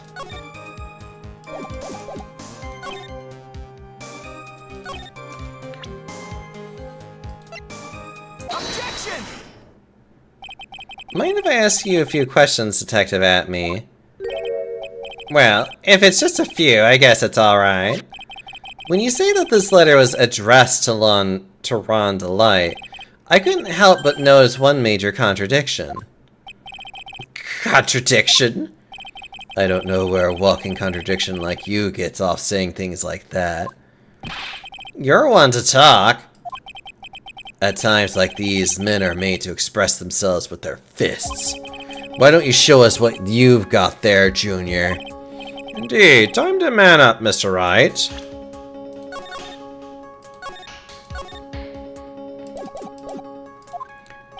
Show us the contradicting evidence and the content of the blackmail letter.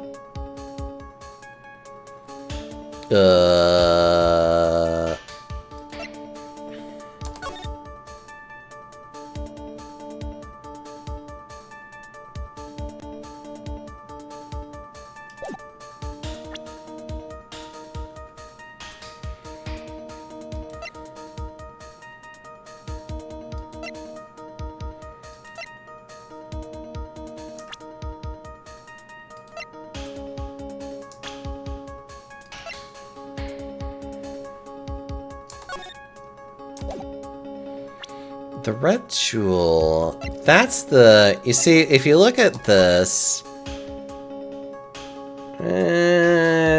if you don't, I'll take the red diamond you received the other day instead.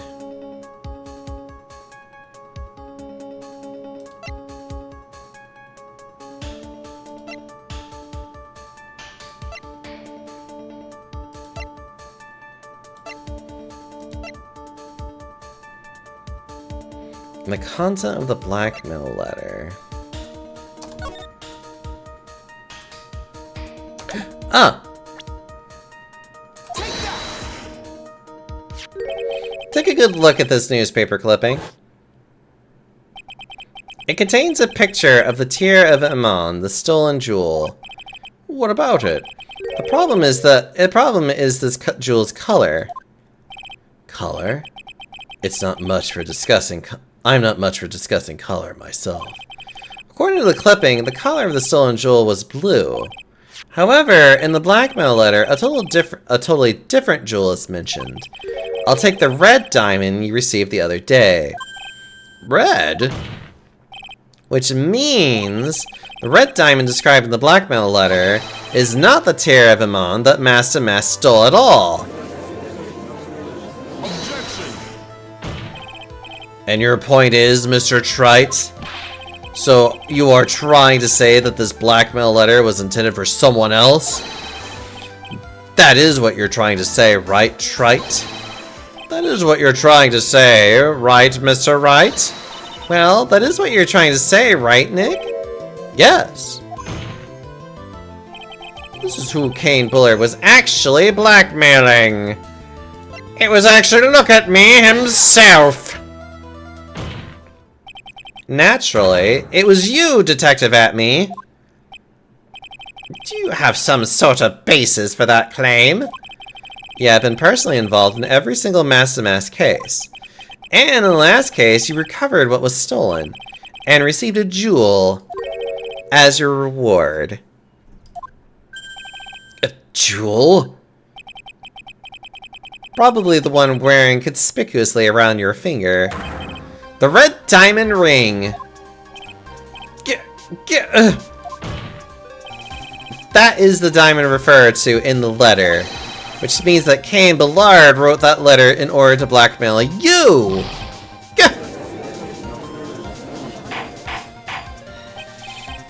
Order! Order in the court! It seems you've gotten too far with your childish pranks, Mr. Trite. Uh-oh. I don't like the way he said that. Kane Bullard blackmailing Look at Me? Are you for real? Yes, I am. Yeah, come on, stand up to him. Then answer me this. The blackmail letter contains the following passage. If you don't want your identity revealed to the world. Yes, it certainly does. Kane Bullard threatened to make Look at Me's identity public knowledge. An identity he wanted to keep a secret. So just what was that identity? Kevin killed Kane Bullard because he was afraid of his secret becoming known. What was the identity he wanted to keep secret?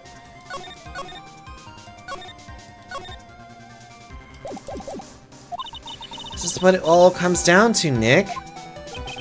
The identity that Look at Me wanted to so desperately keep secret was his identity as a blackmailer. Look at Me was a blackmailer. Objection. Hey now, isn't that a little different from what you've been saying? You said that Kane Bullard was the one blackmailing Look at Me. Are you saying that Atme was blackmailing someone else on top of that? You have to admit, that does sound a little odd. It's not odd, it's the only thing that makes any sense. Kane Bullard was blackmailing Look at Me. But Ron Delight was also being blackmailed by a certain someone. So, did you start receiving blackmail letters after this incident? Yes, just a few days after the Tear of Ammon heist. After that, I started getting the plans in the mail. I received plans from some very kind person, incredibly detailed plans. Detailed plans? In which case, that would mean that Ron Delight was actually Master Mask. That is what we are claiming. Someone else came up with the plans and had Mr. Delight steal his targets for him. And that someone was none other than Look at Me. Silence! Now I see, it's all becoming clear. What is it? When you're in grade school, you receive the same report card every year. Careless, with a tendency to jump to conclusions, am I wrong? How did you... You say that I Look at Me was blackmailing Ron Delight. In which case, I would naturally know all about his relations to Master Mask. Well, yes. Ron Delight started receiving plans from his second crime onward, correct? Which means I learned of his identity when he committed that first crime. Good point. You certainly couldn't have blackmailed him otherwise. In that case, let's see some hot, bitter evidence. During the first crime, how did Look at Me know that Ron Damask was Master Mask?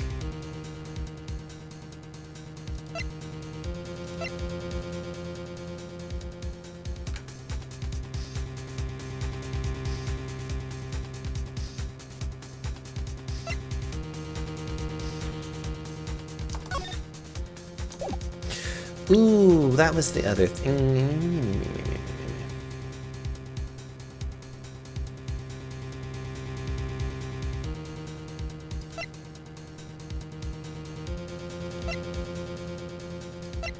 Actually, wasn't it because of the brooch, or am I going crazy?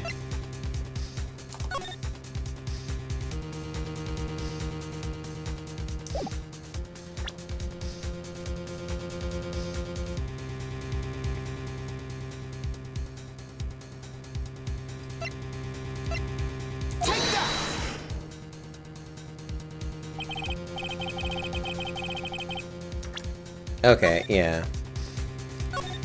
God damn it. I'm forgetting because I'm getting tired.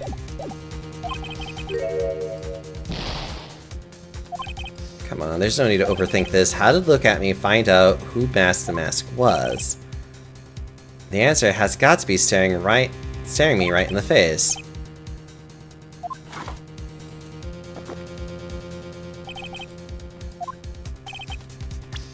How did Look at Me know that Ron Delight was Master Mask?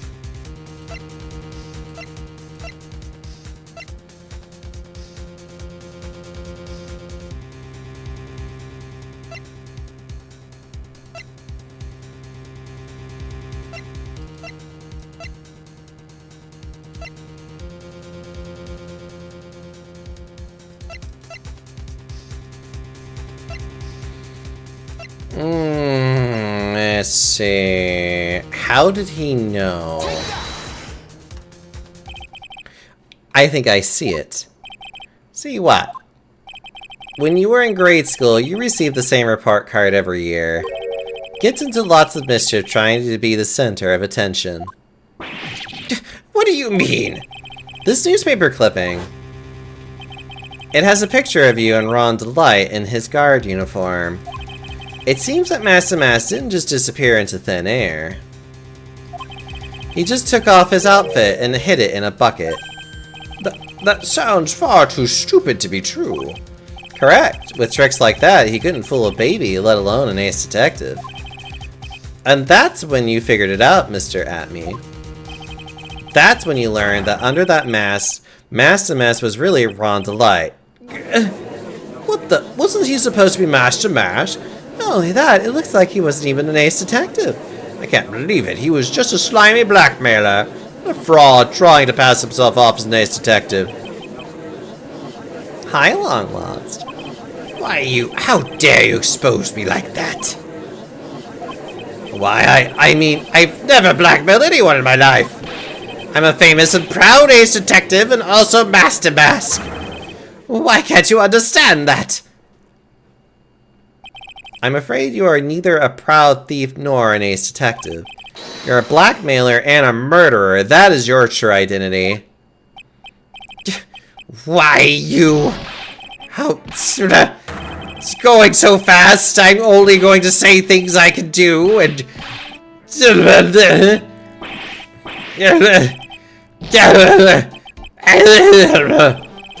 It's enough to make one laugh.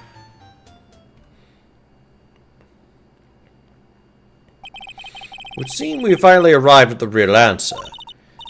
That was quite a performance by Mr. Atme. Bailiff, please prepare a cell for Mr. Atme. Objection!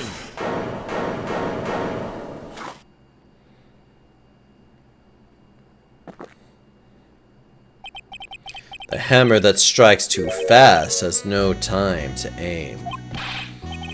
What do you mean? I'm already prepared to deliver my ruling. I'm going to save just in case.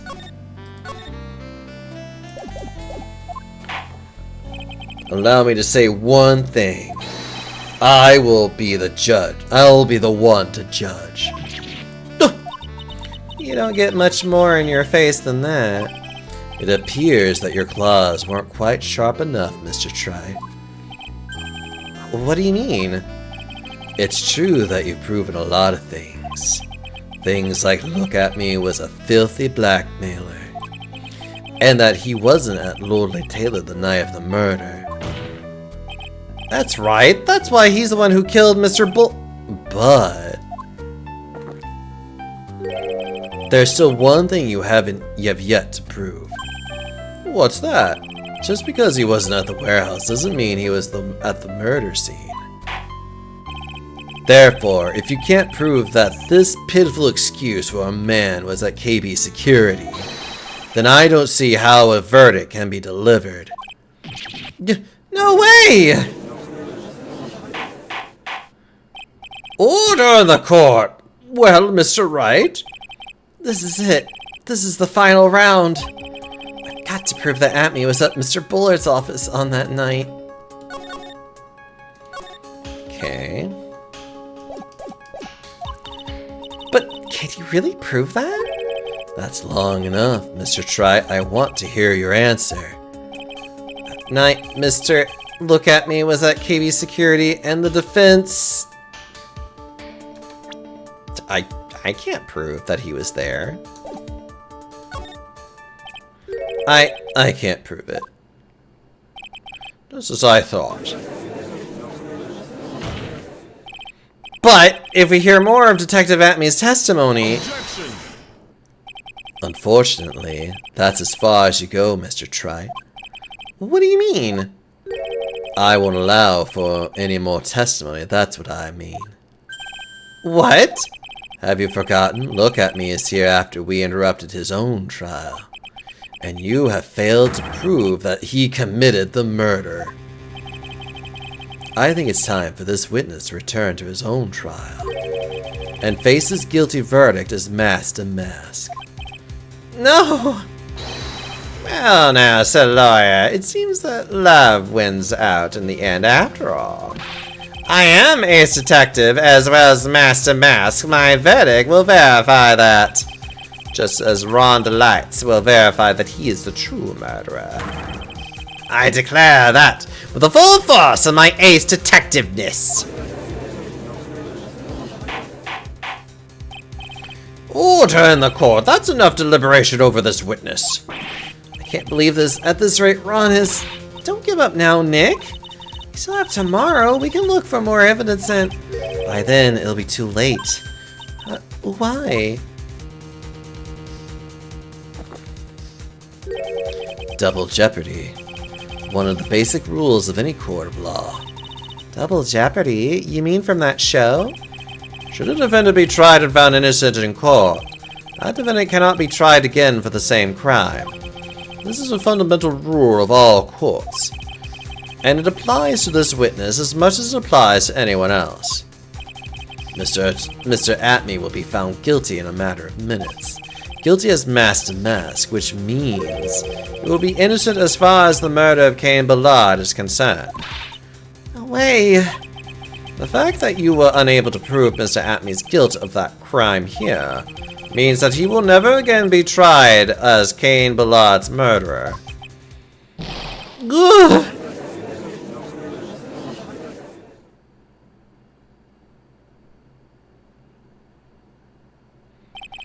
Now there's nothing I can possibly do to win. Even if Ron is proclaimed to be innocent, the real killer Look At Me will go free. You have cross-examined every statement the witness has made here today. And as long as there is no more testimony, I'm afraid I have to declare that there will be no further questioning of this witness. Are there any objections?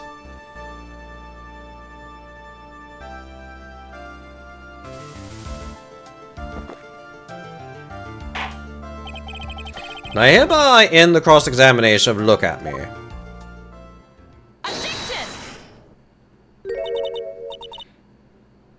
I think I see it.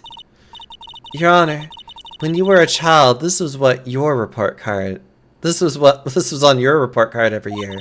Has poor hearing and often makes mistakes as a result. How did you... Phoenix, raise your head up high. Have you forgotten what I used to tell you? A lawyer is someone who smiles no matter how bad it gets. That voice. No way. Long time no see, Phoenix.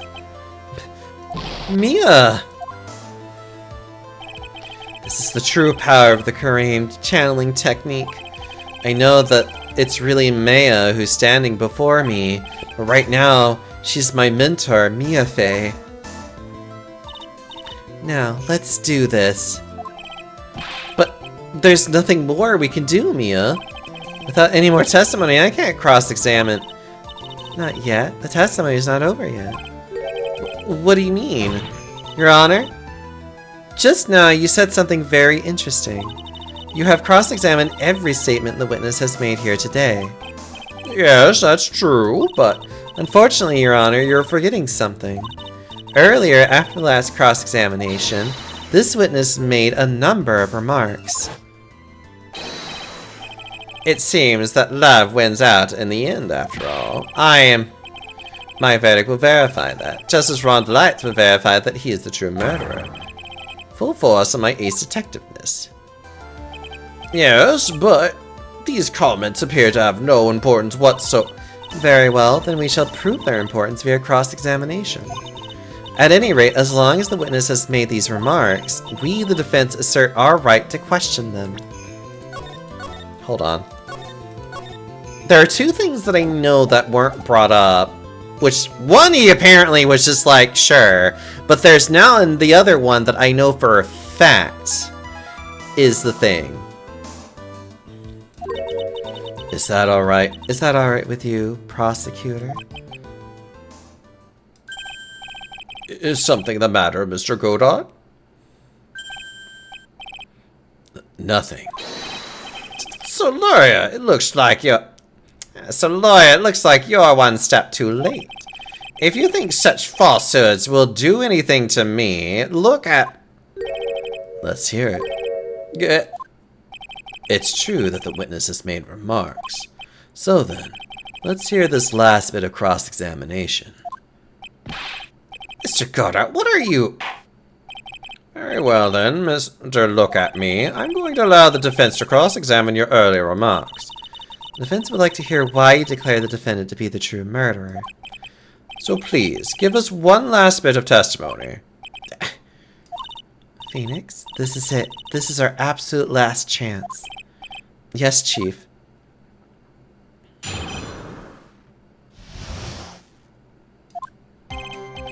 It is true that I was not at Lordly Taylor. I had to leave to see about another vitally important job request. I know about the date beforehand, so I had this photographed readily. My brilliant deduction was what informed me that the true culprit was Ron Delight. And thanks to the keycard and wallet, it was abundantly clear that he was there. I was also able to make a deduction from the buzzer, which only sounded once. The button did not have any fingerprints on it. Why? The victim would have left prints if he sounded it, which means the killer sounded it. Mr. Delight was wearing his master outfit, which is why he had no prints. And the blackmail letter, the victim likely just mistook the color of the jewel. Xavier! Therefore, all the evidence points to that poor boy. His testimony actually seems to hold up pretty well.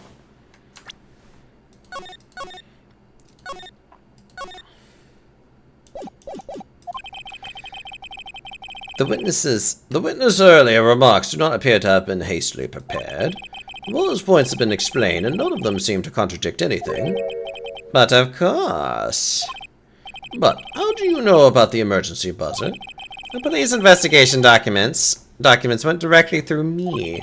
And I always look over all the documents. It's elementary, Sir Lawyer. Ugh. Are you going to make even more trouble for us now, Sir Lawyer? I will not allow any of your usual shenanigans, Mr. Wright. Yes, Your Honor. You cannot postpone Luke Atmey's trial any longer. This is your last chance. Hang on a second. Just one chance? Seems that the party's about to begin. Well, Phoenix, there isn't any evidence that contradicts with the testimony. So it would seem... What do you mean, so it would seem? Listen, Phoenix, pointing out contradictions doesn't always mean you have to present evidence, does it? At any rate, this is our last chance. If you can't point out a case-breaking contradiction, you lose. That's all there is to it. Cup number 17, the last cup. It seems like the time has come to put an end to this trial. I have to find a fatal contradiction in this testimony, and I need to point it out without presenting evidence. Which means all I can do is find the contradictory remark and press it. Remember, you only get one chance.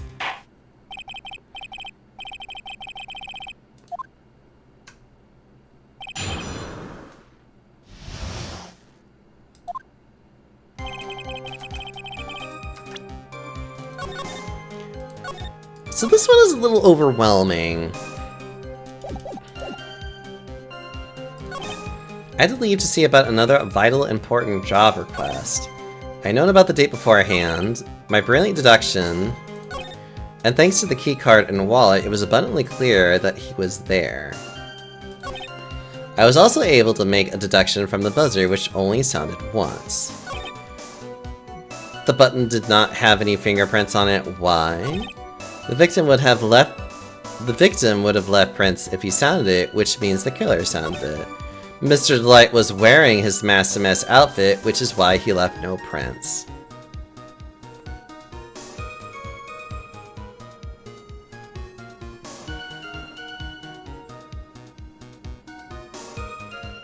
All of this makes sense. Until you get here. Do you know why this makes sense, but also at the same time, it is the case-breaking contradiction? Because remember, we know everything that's been going on.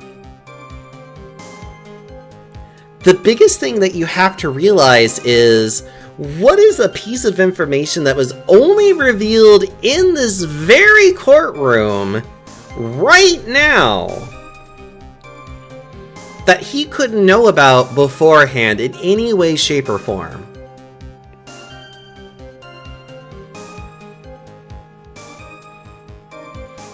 And what's funny is that the crowd is like, the game actually does make a note of it, but not a particularly big enough note for you to really think about it too hard. Until you get to Mr. Delight was wearing his mask-to-mask outfit, which is why he left no prints. Why would Mr. Delight be wearing his mask-to-mask outfit? How would he know that?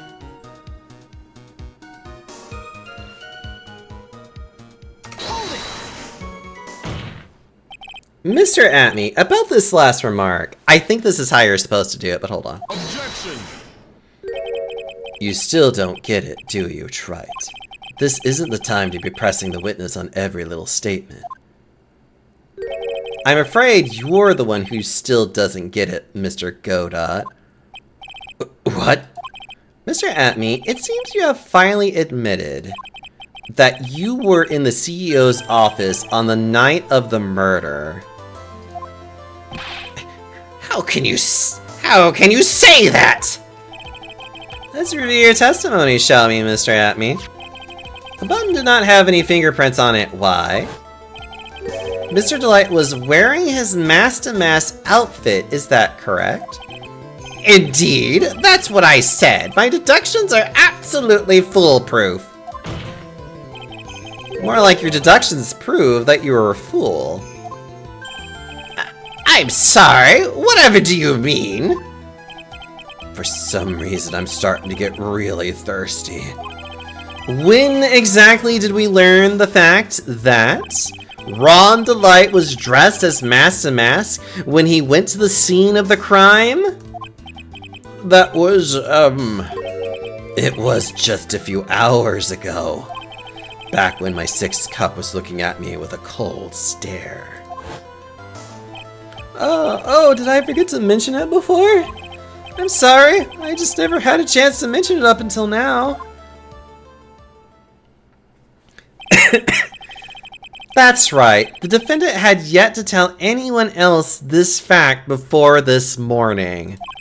Therefore, the only people who should know about this are those who have been watching this trial. Do you understand now, Detective Atme? There's no way that you should have known about that.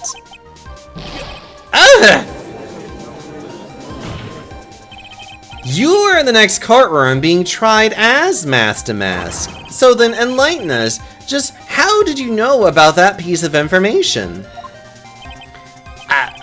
Well... Come on, this detective must have known about it. We probably had plenty of chances to find out beforehand. And it's those chances that I want to discuss next. That night, Mr. Delight was wearing his Master Mask outfit. There is one and only one way for Detective Atme to have found that out.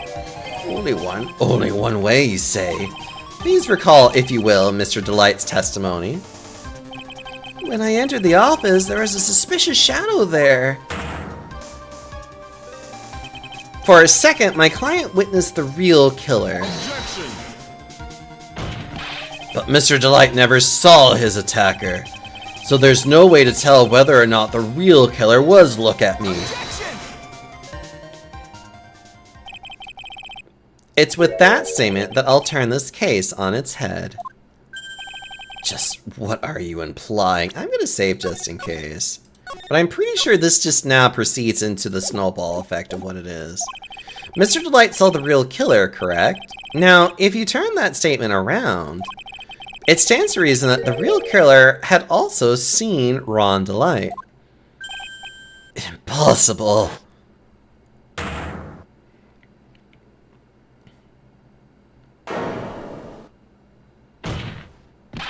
Detective Atme, you saw Master Mask at the murder scene that night. You saw him when you killed Kane Ballard and assaulted Ron Delight. That was the only way you could have known what Ron was wearing.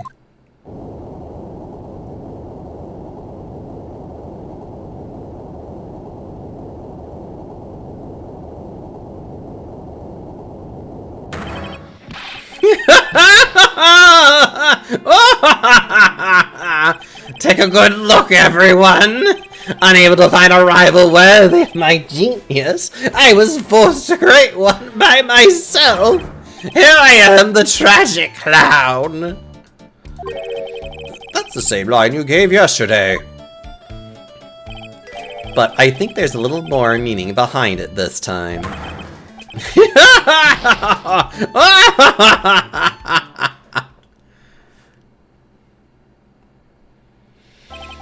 What an awfully complicated incident. Kane Ballard was blackmailing Look at Me, who was in turn blackmailing Ron Delight. And upon killing his blackmailer, Look at Me tried to frame Ron Delight. He then claimed to be guilty as Master Mask in order to escape his true crime. And to that end, he came up with this plan. To use the double jeopardy rule when making his alibi. At any rate, it would seem we finally found the truth. Excuse me? I came perilously close to besmirching the record of an innocent young man. Besmirching him with the title murderer. Don't ignore me! Oh, I didn't realize you were there. Why wouldn't he be? About the verdict. I know. You never committed any murder. That's right. I'm so glad you understand that, but... I really am Master Mask. So, thanks to the trial yesterday, I'm innocent now, right? What was it you said? Double jeopardy? Now that you mention it, I've been careless. Careless? What do you think, Mia? As the defendant says, the rule of double jeopardy is absolute. A defendant can't be tried twice for a crime in which he was once found innocent. Then, Master Mask is really innocent? It would seem so. For now. for now. Now then, this court finds the defendant not guilty.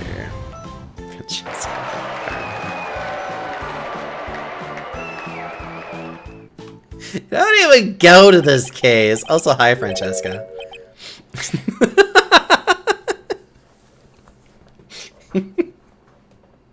I'm sorry. Just seeing that, I'm like, excuse me, Godot's the prosecutor here. Boy, this is really lucky. Wait, did the panda snort? I did.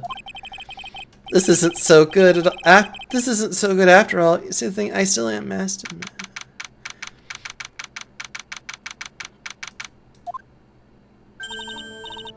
Poochie Kitten, hello. You did it, Phoenix. In case they have one of those just like, present the right evidence. You reminded me of a video where a baby panda sneezes scared its mom. I love that video! That's the best. I don't know, panda videos are just so goofy and funny.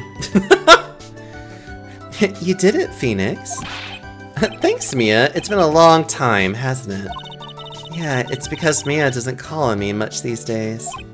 Oh? I'm just joking, Phoenix. Don't take everything so seriously.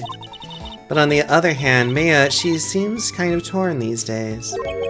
You mean about becoming the master of the Kurain channeling school? Becoming the master means saying goodbye to our mother. Misty Faye, right? Watch over her, will you, Phoenix? Of course!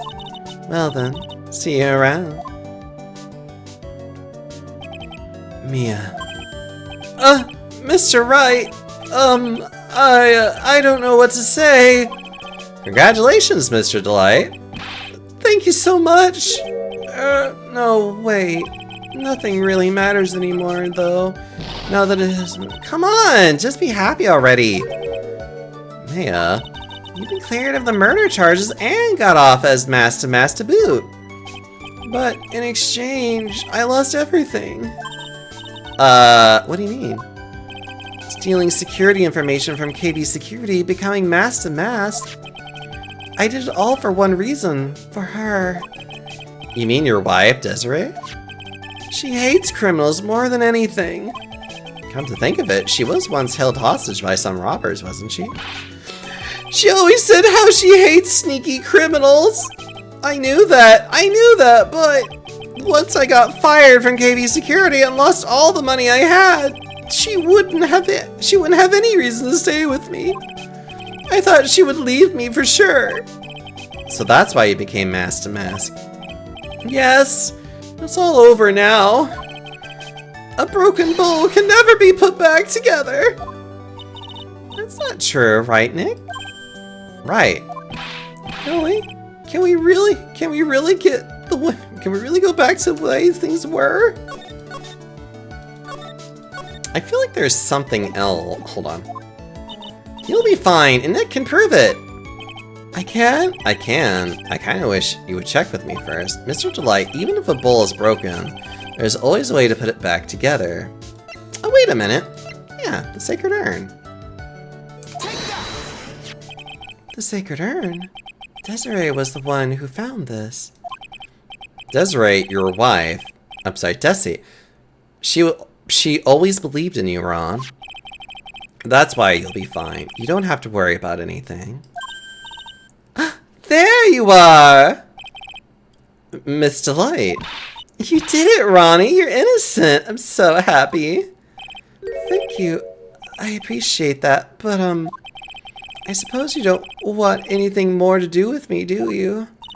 Ronnie, why didn't you talk to me about what was going on? I had no idea you'd quit KB Security. I never imagined that you were really a Master Mask either. Miss Delight, what are you going to do now that you know? You're not going to really leave him, are you? Oh, come on, it's obvious, isn't it? How could I ever let a wonderful man like him get away? After all, my bike's really fast. So fast that there's no way he could ever get away. But didn't you say that you hated criminals? Oh, I only hate people who act all cowardly and sneaky. Like that detective. I see. My Ronnie went and declared his crimes before he committed them, like a man. I just love a man who's so chivalrous. Chivalrous? I knew I was right about you. Every day I spend with you is filled with thrills and excitement. Desi. Desiree, you really do love Ron, don't you? Nicky boy. Yes. I'm really glad I asked you to defend my Ronnie. Thank you so much. I'll never forget what you've done for us. Oh, well, take care of yourself. You too, Nicky boy. I can feel my face going red. Mr. Nick, Mystic Mia, congratulations! Talk about bad timing. Mr. Nick, how could you with another man's wife in front of Mystic Mia? You got it all. I'll never forgive you, never ever!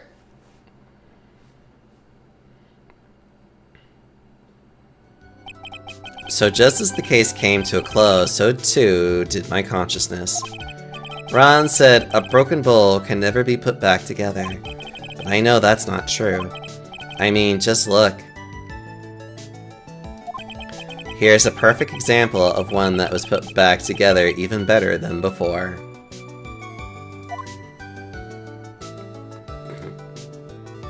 Yeah, it's perfect. It's like, yeah, it's perfect. Oh my god, how did I fucking get to this point? Okay. Recipe for a turnabout. Okay, I have to stop here. Man, I actually kind of overextended a little bit on my time today, but that is okay. I really, really wanted to finish this case and be like, So, hold on. Excuse me, I need to, like, put a lot of my stuff back in order. There we go. Got all my nice, relaxing, calm thingamabobbers. Okay. I did have a fun stream. Okay. Let's see. Who do I want to raid into? Oh, you know what? I should do this before somebody else tries to go and, like, stop raids for 1 hour. I really need to be better about doing that ahead of time. And actually making sure that, like, people don't raid into me when I'm like, I really need you to not come in here, please, thank you. Let's see, who do I want to... Excuse me, who do I want to raid into? So many good choices today. Wait. You know what? I don't think I've raided into them yet, and they are a delicious friend. And they just started. Even better. I know who I want to raid into. A lovely, lovely friend. Who I've had the pleasure of meeting. And I need to do a follow-up meeting with them, but I'm going to start the raid. Get myself going into it. But yeah, for anyone that's interested, there is my socials for Blue Sky YouTube, and if you want to join my Discord, just ask me, and I will give you a Discord link. Otherwise, I will be playing more games on Thursday and Friday. I might do more Phoenix Wright. Maybe I'll take a break from it for a little bit. We'll see. We'll see how I feel. Otherwise, I'm going to get a nice drink of water, and I am going to be very sleepy and get some rest because, good lord, am I kind of tired. Trying to be better about like actually sleeping on time. So I love you all. I'll see you on Thursday. We'll have plenty of fun doing something. But until then, I love you all. And